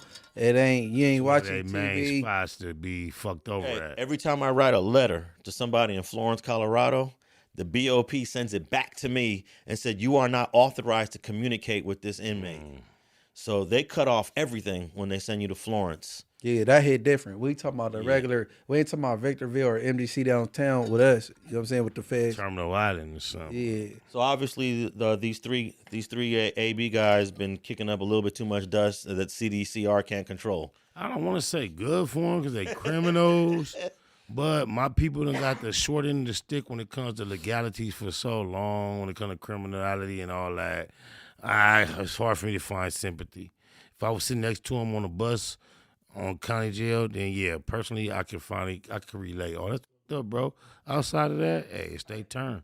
All right. Hey, this is an important topic here. There's a deputy that got charged for something, and in his plea deal, he admits to being involved in some sort of deputy gang activity because he's trying to get a deal. The title of this article is Spade Tattoo Revealed in LA Deputy's Plea Revives Questions About Lakewood Station Gang. So there's a guy named Saavedra. Let me read this. 2 years ago, LA County Sheriff Department internal investigators learned about a group of Lakewood Station deputies who shared a common tattoo of a spade with the number 13. Isn't that interesting? why the number 13? Oh, that says. Well, 13, at the end of the day, 13 only he means, it means Southern California. So you telling me that 13 has nothing to do with the M being a 13th Right. letter? You know what? When I was young, I'd say in 82, 83, I first learned about the 13, and it stood for mota, which means marijuana. And the M, 13 letter in the alphabet. Yeah. And it usually meant if you smoked weed at such a young age, you was crazy. Loco. Yeah, you were crazy. You smoking marijuana. So a lot of the gangs said, you know what, we're going to put a 13 after our name. Venice 13, F13. Only a few gangs had the 13 after their name. They go correct you. They go correct you on this one. No, they can't correct me on it because I witnessed it. I wish I had that air horn. I witnessed when the 13 was mota. Okay. It wasn't even they weren't even saying marijuana in this parts of LA when they wanted to smoke weed. The Mexicans were saying mota. I don't know if y'all both, because y'all older than me, but I don't know if y'all was around. They closed the Firestone police station, the Stony Boys. Okay. You not up on them? The Stony Boys Is that what they was called? or the Stoners? It was the police that was whooping ass, and they towards that Firestone area, like past Washington Park. They down. Oh, you talking about it near Linwood? No. I just went the other way. Right on the east side. Manchester Firestone. I don't know the name. They did have a gang called the Vikings. The I deputy. remember the Vikings. I heard about that the was Vikings. Linwood. That was Linwood. Yeah, that was Linwood. So you ain't aware about the Stony Boys. I'm not sure if I'm tapped. ain't just popped I up. have to check. I have a list of all the deputy gangs. I don't know that one. That's one Bear from 89 East Coast will be able to answer. You know what I'm saying? Yeah. All right. Let me continue with this. Internal affairs officials told the station brass, who sent surveys to a few dozen deputies asking whether the image was a symbol of a deputy gang or subgroup, and all the deputies said no. At that point, the LA Times reported that the department stopped investigating. But this week, a federal court filing in an unrelated case renewed questions about the tattoo and the department's inquiry into it. In a plea agreement filed last week, Deputy Eric Saavedra admitted to conspiring with a crypto mogul who paid $100,000 per month for Saavedra to provide deputies to serve his round-the-clock bodyguards and sometimes also commit crimes. So Saavedra got charged in a crime. He was a deputy working with some crypto scammer. Let me continue. Over the course of the 49 pages, the plea agreement describes an array of criminal acts involving this deputy and other unnamed sheriff's deputies who allegedly harassed and threatened people to intimidate the crypto mogul's enemies and further his criminal aims. Deputy Saavedra was a gangster. Yep. But it turned out Deputy Saavedra admitted to this tattoo. He has the He admitted. He has the tattoo. He a real gangster. Let me see here.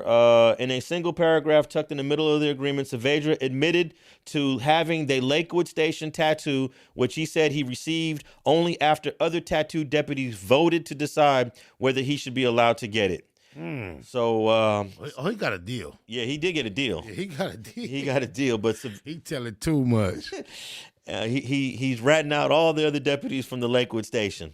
It goes down, Nito Brown. Hey, so you say you got a list with all the gangs within the agencies? I got a list of every single deputy gang since the very first one in 1971 in East LA called the Banditos or the Bandits. And then you got the ones with the 3,000 floor. They used to throw the 3,000 floors on my list. Yeah, that was in the era I was going to say. Kind of Does that have anything to do with the paperwork you recently threatened to release? For me? Yeah.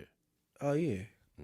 Yeah, brother. Okay, so we keep on getting sidetracked on all these other side topics, but this is huge that this deputy who was charged in an unrelated crime now is admitting to a gang tattoo that several deputies already did a survey say, oh, no, it don't mean nothing.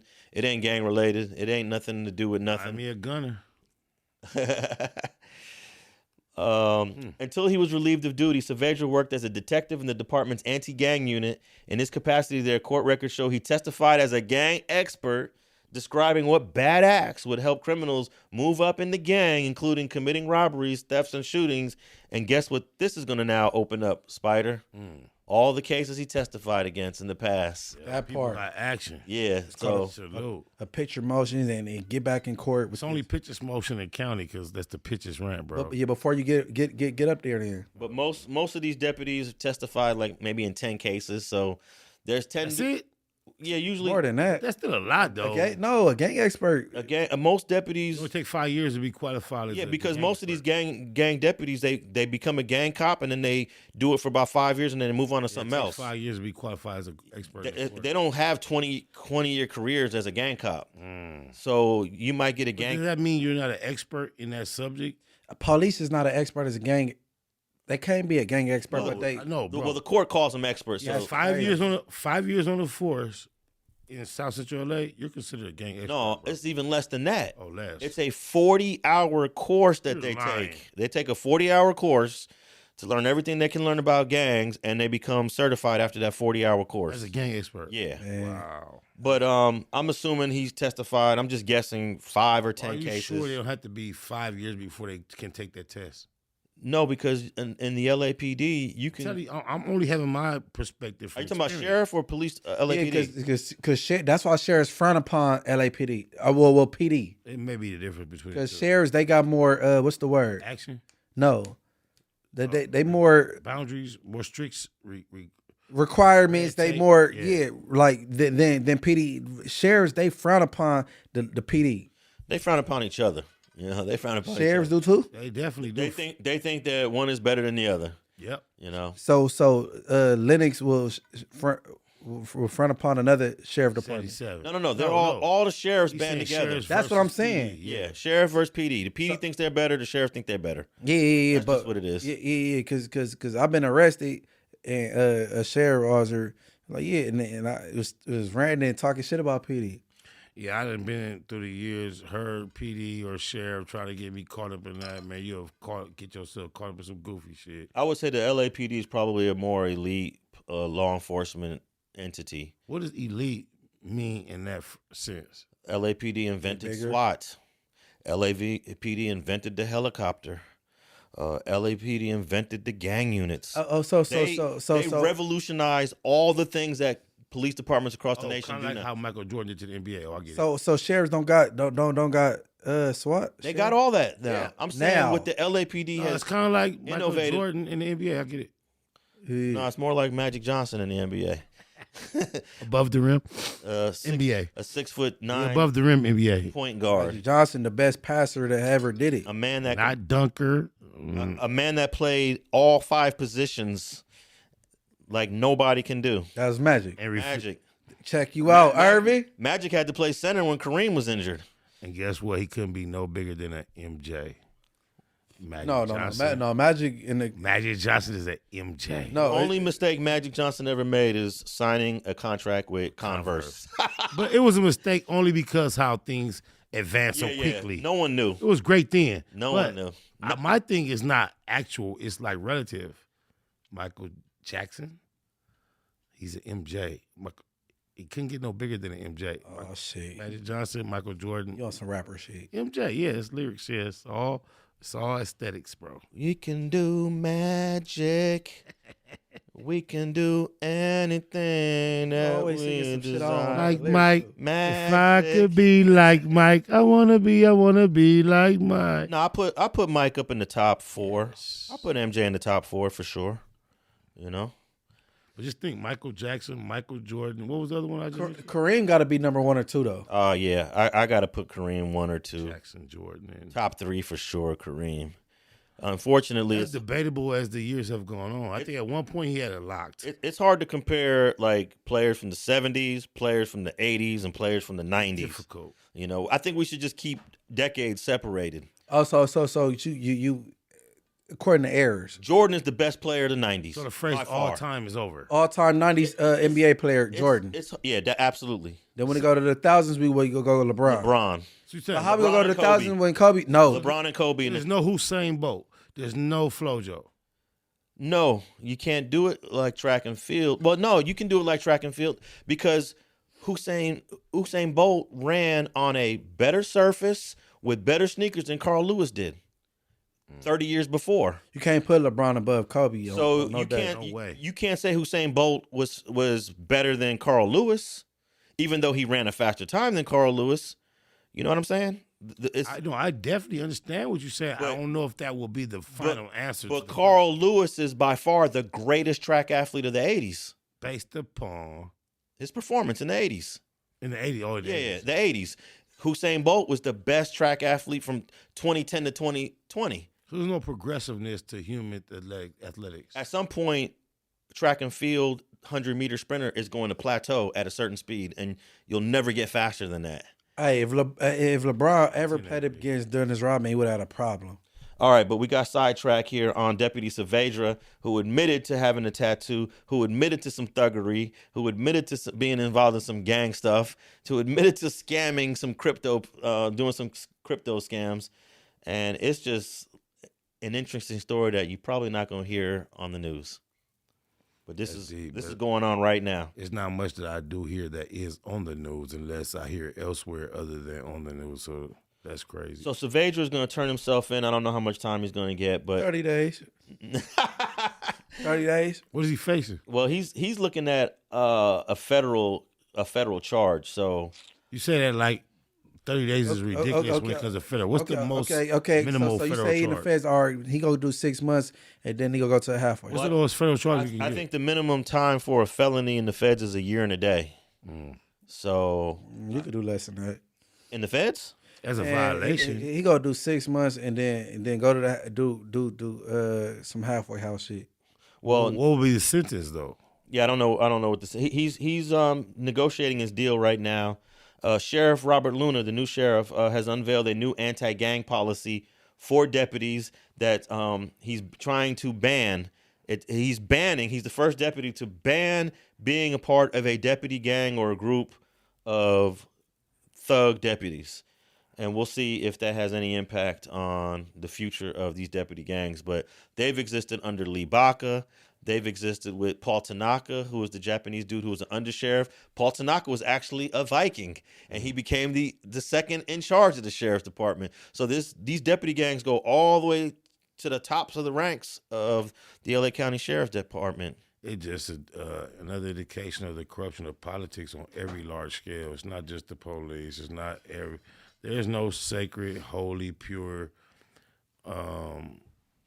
industry where this shit does not permeate, bro. Hey, if you can see corruption within the Catholic Church, yes, the biggest church on earth, the biggest religious entity on earth, they are amongst the most corrupt church organizations on earth. The Catholics. They be touching on kids and shit. Not all of them. They hide it. But it's very prominent. But if they allege to be a representation of the holy whatever, bro, just think there was corruption in heaven. There was a Lucifer. There was a third of the angels that were corrupted. So corruption is not just after heaven. Like before humanity, there was a concept of corruption that we are taught to believe. Yeah, definitely. The Lakewood group first came to light in the course of an investigation into possible members of a suspected deputy gang, the Industry Station Indians, who'd been fired after allegedly getting into a boozy brawl with some teenagers in the parking lot. I remember that, bro. I thought they had a brawl with some teenagers? I thought he had a brawl with some LAPDs or something. No, it was in a parking lot. And 4 deputies were fired in connection with the incident. I remember and that. According to the Times investigation and the latter oversight report, 2 admitted to having industry Indian tattoos. What year was this? It doesn't have the year on here. The fired deputies all appealed to the county civil service commission, and so you say it's fire versus police? Come again? It was fire versus police? Hell no, it's some teenagers. A squabble with some teenagers, right? Yeah, these are deputies that got into it with some just plain teenagers in the parking lot, and the deputy gang were the Industry Station Indians. That's deep. All right, let me let's move on to the last thing here I want to talk about before we wrap it up. We're going a little long here, but it's been 29 days. It's been 29 days since the Burbank Police Department has started their investigation. They started it. We ain't never touched on that. I'm just saying. I don't know if they started it. I'm just saying. I'm assuming because Burbank don't play, they started their investigation, and it's been 29 days. Okay. Since the day that thing happened, and I bring that up because an interesting phone call that JReed, who was the victim of that beating on December 26th, dropped.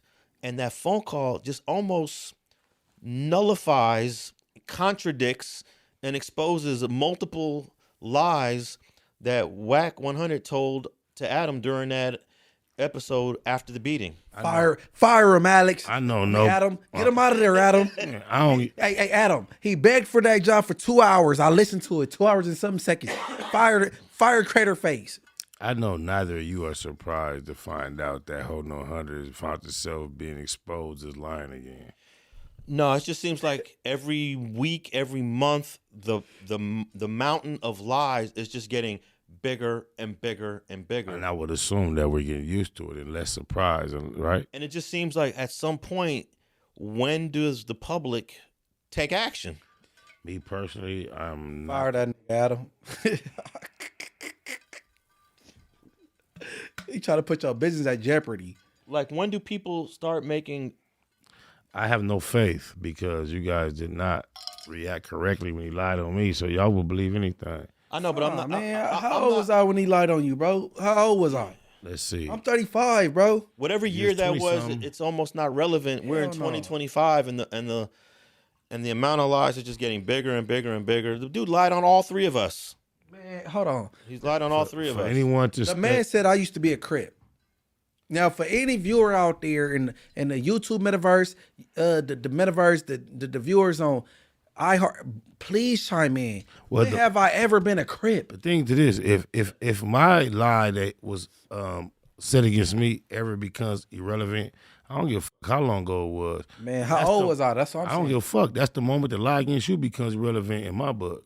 Okay, just when you figure out how old I was. I don't care how old you was. It don't have nothing to do with you. If I was in 7th grade, I don't bro, care who. I don't care who or how you feel about it, how old you was. I wasn't even aware of the lie. I don't give a fuck. That don't matter to me. I don't understand.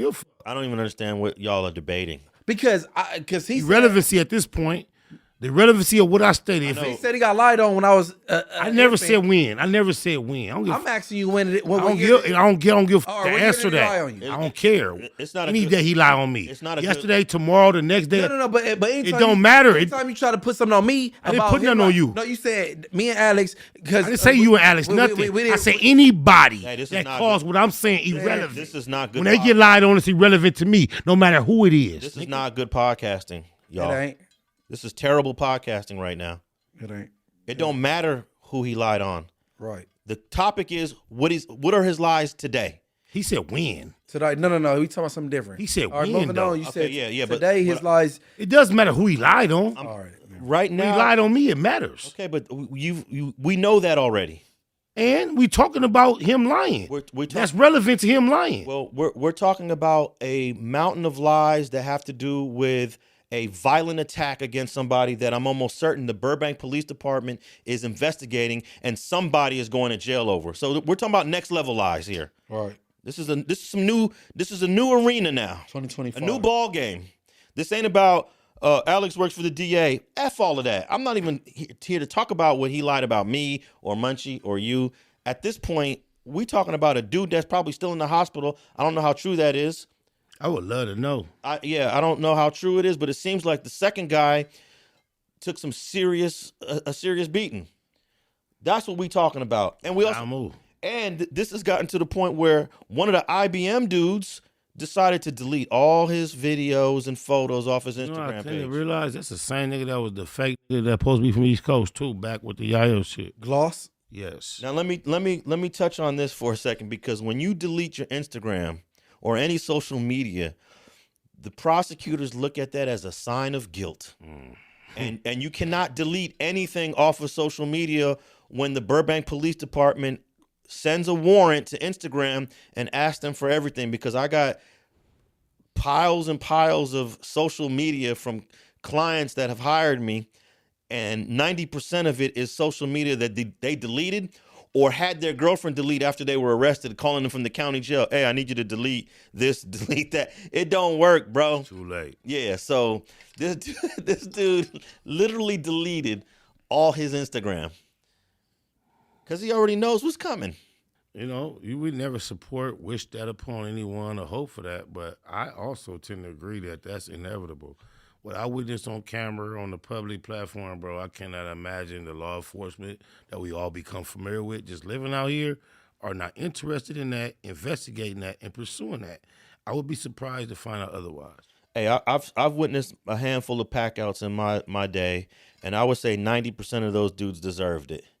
But JReed and his partner there did not deserve that at all, period, point blank. And I think this phone call reveals that there was a little bit of pre-planning to this. Let's play a little bit of this phone call, which we believe was recorded by JReed. It's a conversation with JReed, Wack, and then Loose Cannon chimes in. Playing. I'm over here promoting everywhere. Niggas is at him like Wack. You telling me what we doing? This is just that. This is just that. I ain't never did this. You got me into it. I don't want to focus shit that's unstable. Then you gonna send me a picture of an old nigga in a motherfucking hospital bed. Nigga, I'm on the street. You ain't gonna fuck about none of that. What that got to do with me, bro? Not my mic. The fuck that nigga laying in the hospital bed. You done signed the contract Sunday, like you said, nigga. I wouldn't be calling you today to know about the nigga in the hospital bed. Hey, so Wack, the whole time it was him holding up on the contract? I'm dead on me. That's better. Yeah, there we go. Big ass nigga. Bro. Hey, you pressing them so hard. I'm sitting there laughing. This how you know, bro. He stopped answering the phone for 2-3 weeks and then gonna tell me I was opening up some bill collecting shit in Atlanta. Bro, that's cool. What the fuck that got to do with the business, homie? I don't know nothing about, you know what I'm saying? He ain't knowing. I'm gonna tell you like this. I ain't never. My first time meeting was the first time you met him. I mean, the first time we met. You see what I'm saying? So, like this. But I was already just telling Trav, like, hey, bro. Josh Network, Academics, Soul Jumper, Flash, Dog, we had the bro, my nigga. Hey, my nigga, Free ain't even answering my phone. He done fucked up a relationship, bro. And that's NBA YoungBoy manager, because he brought the deal with the little Tim shit. You know what this nigga gonna tell me? Wack. So you telling me little Tim is the one that shot King Bond? Oh, man. I thought you. I said, you dumbass nigga. Never. We had 10 episodes, and we had it before Dunk even went to jail. You stopped answering the phone. Hey, listen, I swear to God, if I'm lying, I'm fine. I've been telling this nigga to push the button, bro. It's just a nigga in the way, bro. Who in the way? Man, somebody, you know what I'm saying? Some niggas be scared, man. You know what I'm saying? I just think Travis be holding out. I think Travis holding out, bro. That's all. Yeah, I see. That's loose issue. I don't know. I'm gonna make sure that I take care of that. That's loose issue. I don't know that about that. You know what I mean? I just think like when people don't understand business. You don't have to say anything no more. I'm a breaking things when I see him. That shit is weird, cause this nigga, the main nigga running around screaming niggas' name. Yeah, I'm gonna break his face when I see him. Wait, these niggas is weird. I'm like, oh, what kind of shit? Hey, you know, I don't like being associated like that, cause you know what I mean. I don't like phone calls. You know what I mean? I don't like setting up situations and niggas got me looking funny because, like, you a Pyru, you got Cannon from Neighborhood, you got me from Gangsters. Like, come on, man. I'm all in the circle the wrong way. Nigga, we been going hard on this shit about this shit. I'm already knowing.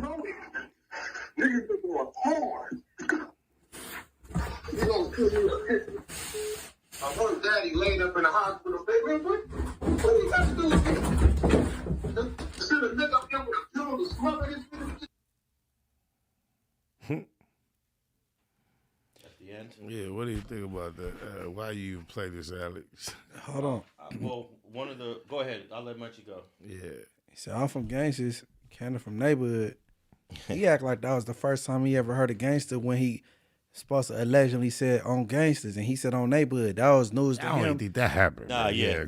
I'm just reiterating what he's saying, right? Mm. Okay, he just said on the phone with both of you, I'm from Gangsters, he from Neighborhood. That's one. Well, the first part is you clearly know this guy. This is a conversation that happened before December 26th. And you're aware that he has interest in Dosh Network and your network making a union and doing some type of collaboration, and he is acknowledgeably involved. Man, this phone call. So you got Travis Ford saying that he told him that the meeting is canceled, don't go, and then but prior to that, there's these things on the phone talking about Luce Cannon talking about he gonna break his jaw. You seen Travis Ford say that, or you heard that's what they said? I heard it. Yeah. It's all about what you heard about what they said. Oh, they heard. So is Wack on the phone with Travis Ford and I believe Ashley Cannon, and then they and he's saying like I told him not to go. Like, you know what I'm saying? They said Hold on, Hunter claimed he told Travis Ford not to pull up, and he was surprised to even see this dude named JReed there. He had no idea who he was. He was oblivious to his existence, never communicated with him, even though he got on the phone and said he was aware that JReed set up a lick for Rick Rock for 40 of them. This news is everywhere with this story. Him, I'm going up there anyway. Right? I don't know this dude. All I know is Travis Ford and Mozzie, owner number 2. That's it. I don't know this dude. JReed. Yeah, I don't know this dude, right? I'm tired of motherfuckers because I walk in the goddamn studio and they say head nod and I head nod. Now we know each other. The lick with that is whacked out because now I heard Rick Rock on the line with Wack again. After that. Right. So evidently, I don't even, that's extra. I don't know if that's content with them or whatever. You know what I'm saying? Because me, if Spider would have been like, yeah, Munchie set him up for 40 of them, I wouldn't be on the phone with Spider a week later. Bro. So I don't know nothing about that. You know what I'm saying? But okay, so he's in a picture with his arm around you at dinner with Mozzie, Travis Ford, your wife. I mean, Sharice Mills, R&B, and these two goofies. Yeah, they're not wives at all. Right. That's why I just stopped. You in pictures with them? At dinner with him, at dinner with him, and you on the phone call with him prior to No Jumper. So that checks out why he's on video so comfortable, and he, you know what I'm saying, he just relax, and then he get took off on. Yeah, holding on 100. He steps back in that conversation. Said, if you decide the contract like you supposed to. Also contradicting the statement he told Adam and everybody that, oh, me and Dosh signed the contract 6 weeks ago.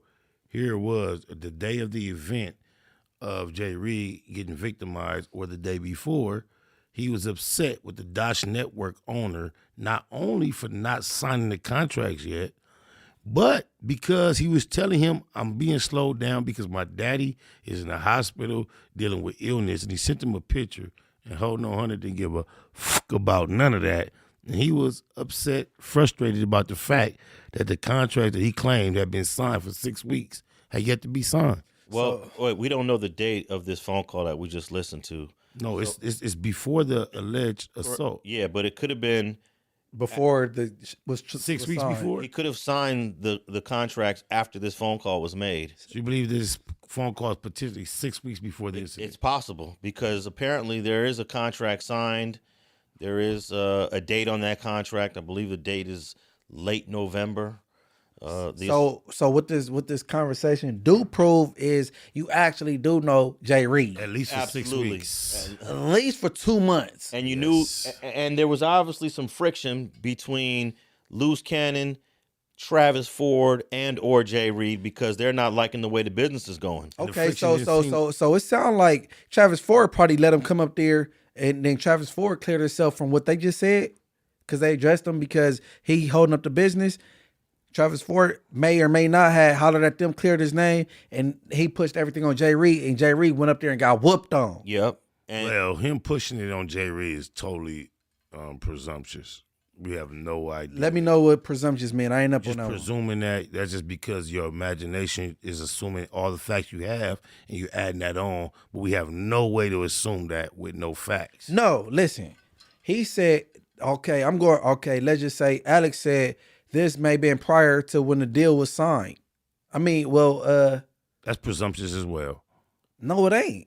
We presume that. No, because it's documents with the documents signed already at this dated time.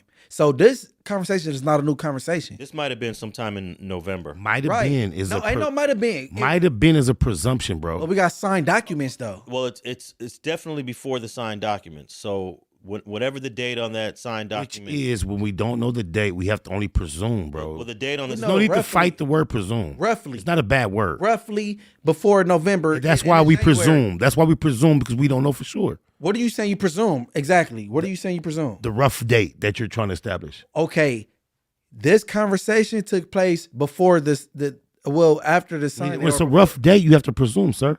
It's just a fact. Last year. And you said roughly, correct? All right, so what were you going to say, though, Munch, about the whole, they put it on JReed, Loose Cannon, and them decided to pack because them if they had this conversation and they saying that Travis Ford is holding up the business. Yeah. This is before the signed document. Now, when all this fiasco took place, the document was already signed. Let Cash Jones tell it 6 weeks prior. Ago. Okay, so now it sounds like they didn't talk to Travis Ford, and then Travis Ford didn't clear his name. I'm not holding up the business. Okay. Yeah. Now he got his name cleared. This dude, he's still thinking he Dosh family, and he didn't came up there and got whooped out based on whatever Travis Ford said. Now that sounds logical to me. Not to me. That's what it. But That's giving Loose Coochie Lips and Cole and Ashley Cannon too much credit. I don't care if the truth is giving them a leeway. I think I don't believe that's the I truth. think Ashley's a buster anyway. Loose I Cannon, believe he's a weak link and a buster. Whether Why is believe it giving him too much credit? I believe he arrived at the decision to assault JReed without all that calculated. No, I just said what I said, and that's I not don't believe that thought. He went through all that thought process. who went through. Loose Coochie Lips and Ashley Cannon. Loose Coochie Lips and Ashley Cannon is the same person. Yeah, Loose Coochie Lips and Colon. That's what I be trying to say. Loose Coochie Lips and Wack. Colon. Ashley Cannon. My bad. But there was some friction Oh. that caused Loose Cannon to fire on JReed unexpectedly that might be rooted in that phone call. It seemed like that meeting was deliberately canceled. But it seems like And definitely JReed was set up. And he got lined up. Yeah. He got definitely lined the up. connection between the dissatisfaction is JReed and Travis. Here's what we do know. I believe that. That Loose Cannon, Termaine Williams, the fake Loose Cannon firing on JReed has absolutely nothing to do with on gangsters, on neighborhood. That's what I think. Has nothing to do with that. Why is that a reason for Luce to sucker punch it him and got beat the bigger than dog you. shit out of him? Where it went to was on gangster, on neighborhood. That you and me. At that point in time, everybody understands what this like. Stop the sucker punch shit, nigga. You's a gangster crip, and you speaking in that lingo to somebody you know is a hooster crip. Your level of readiness is there. Because before November, we already knew this person was from Gangsta Eastern neighborhood, and they got a relationship. And Wack acting like he was oblivious to the fact that this dude was from Gangsta. And they on the phone saying, we got a problem with this dude because you from Piru, you from Hoosters, and I'm from. That was all the understanding and accepted. Yeah, it was acknowledged. So I'm gonna tell you where Wack messed up by integrating the gang thing into the conflict, because Gascon is not the DA of LA County no more. That means that gang enhancements are back in effect under new DA Hockman. Dumbass. So this dude just basically admitted that this assault, this crime, this assault was done for the gang. It was gang related. Gang motivated, gang related. He just added another level of prosecution to this assault. I promise you, I pointed that out on the day one when he first mentioned it on the black box on my mama. Yeah, he's all bad, y'all. Hey, well, what I said made perfect sense, bro, based on what they laid out, not what I think. And I woke up thinking, just listening to JReed and these two weirdos conversation, based on what I heard, the conversation with Travis Ford in the Wack 100, and then his lie, just integrating all three.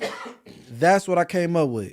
If you go back to the No Jumper Adam and Wack episode where they talked about this, right? I think you can count about 8 lies that this guy told. Easy. One right off the bat is, I don't know this dude. I don't know who that guy is. Second one is, oh, you told me, Adam, that there were some guys lurking in the back, like he was unaware. Heads, I say, bro, whoever that is, get him out of here. When you leave, bro, I don't let nobody in this building. If you're here and it's cool, then it's cool. I respect your building. I'm not bigger than this program. Donnie will tell you, as soon as they walked in, I didn't even get a chance to see. I said, yo, whoever that is, tell them wait outside, bro. I don't know if it's some loose people or what. So when you called and said there's 2 people in the back, in the front, really, or whatever they was at, you know my people. My people, when I get here, they're here. If you ain't here when I get here, I ain't fucking with you. So I don't send my people out because they gonna go out and I know whoever it is ain't with me. He knew all along who was back there and when they got there, because there were some communications about what time they would get there. These dudes are so familiar with JReed and his partner that they thought they'd get away with all this. And Flam, Wack, Loose Coochie never thought that these dudes would even take it that far to the law, anything, because they thought they knew them that well, bro. Okay, and then the 35th lie, The only JReed I know is from Inglewood family. Ice Burgundy brother. There is no J.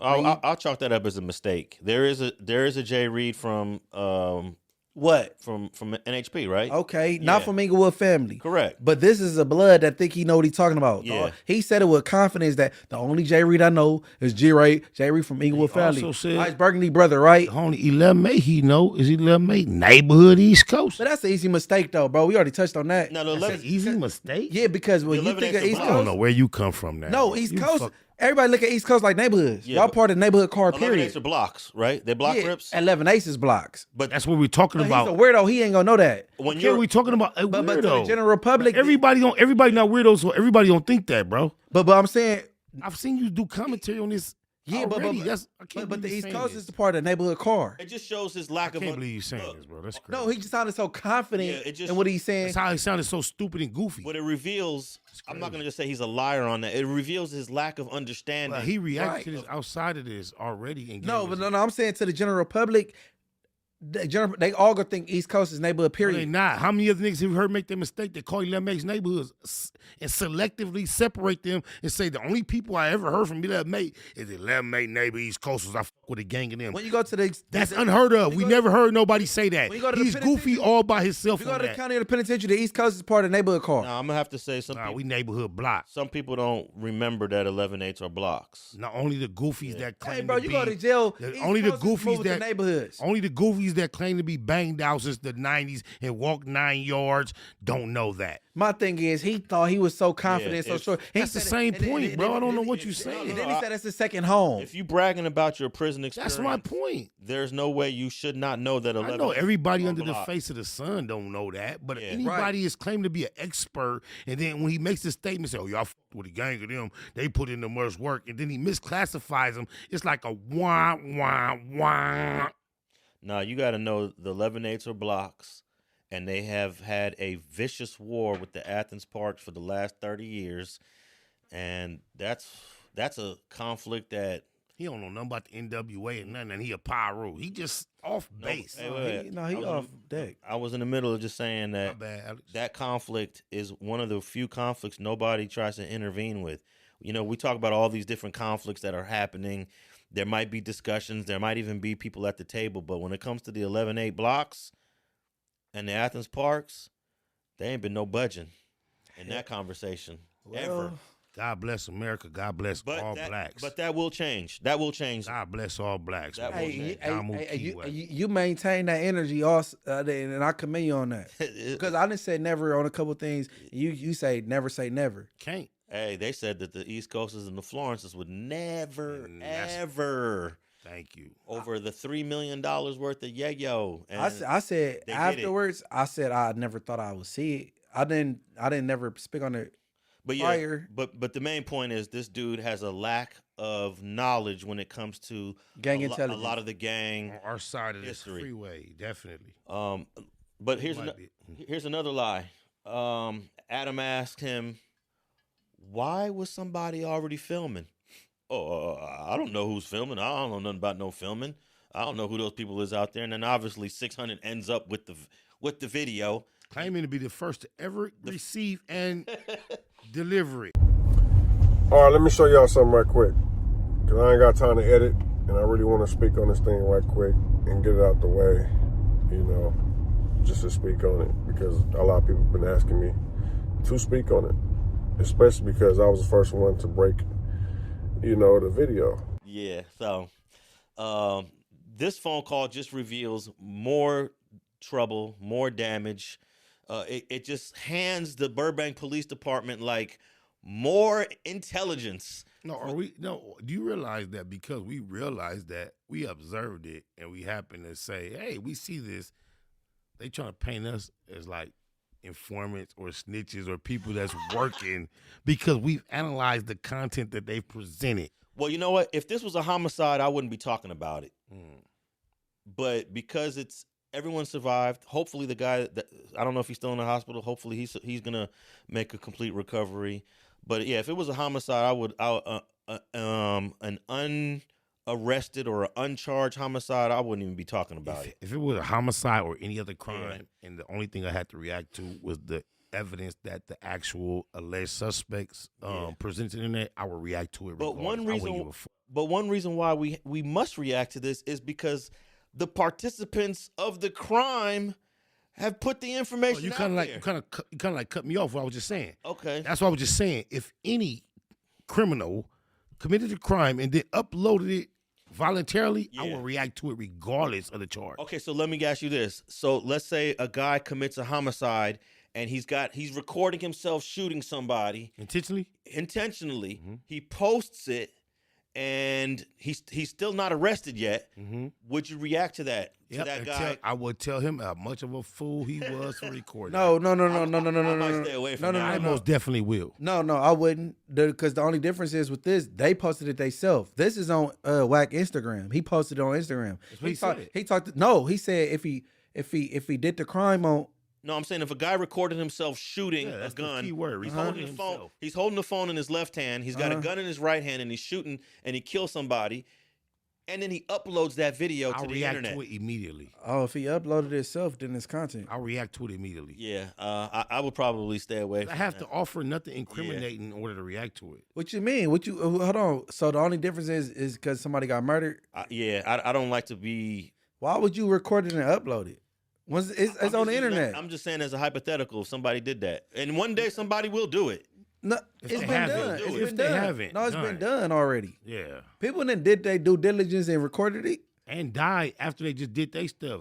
Went live to what they just did. I just seen some way out stuff. Okay, the homie Pee Wee from Fruittown Brim. Oh yeah, Pee Wee. He shot it out. Peoples, bro. He shot out with the police and got shot. He went live. He went live. But nobody died. He survived. He survived too. But if I react to that, I'm a snitch. Because he recorded himself? Shooting at the police or getting shot. Yeah, exactly. Hell no, exactly. Hey, I'm saying, no, you're not. He's agreeing with you. Okay. Yeah. I mean, Winnie 100, stop texting me. He look up to you, bro. Texting me. No, wait, Munchie. I'm not a snitch. I'm not a crip. Stop texting me. I don't want to talk to you. Bro, you did not. I don't want to talk to you, bald head. Bro, you did not even sign up to run for office, but you got nominated. God damn. Bro, you got to accept, bro, he's in your shadow. He wants to be your type. If not you personally, he wants to be revered like you, B. Braves, and those type of moves over a landscape of time, homie. Suge Knight even. Give him his room. He wants to be that reptile face. Leave me alone, okay? Keep doing your no jumper job because you're chasing the YouTube check just like the rest of us. You're not a millionaire. You're a thousandaire. You living off credit. You got good credit, and that was smart. I just did an interview with Devo with financial literacy. Go check it out. Credit is key. You got good credit. You're not a millionaire. You don't manage the game. Okay. Once had good credit at least. Blueface is in jail. True Car is nothing. Kim with Cuz. I'm just sticking to the business. Kim with Cuz. All right, I got this last question before we wrap this up. The whole excuse that JReed showed up there for content just absolutely makes no sense. And that was one of his explanations. He came up here for content. Even Adam was like, what do you mean content? How is he going to be coming up there for content? He didn't have a video camera or anything. Oh, no. That ain't what that mean. That don't know what that means. That means you can either be on the or you could become content. And Luce says, so you came up here for content, right? He says, well, however you want to put it, cuz. How'd they come up here for content when they didn't have anybody filming? You're missing the point. That ain't what that mean. What's right? the content then? That ain't, look, content means you can have a camera or your ass can be content, right? So Luce tells him, you came up here for content, right? He says back to Luce, whatever, cuz, how you want to put it. God. It was an answer that made absolutely no sense to Adam's question.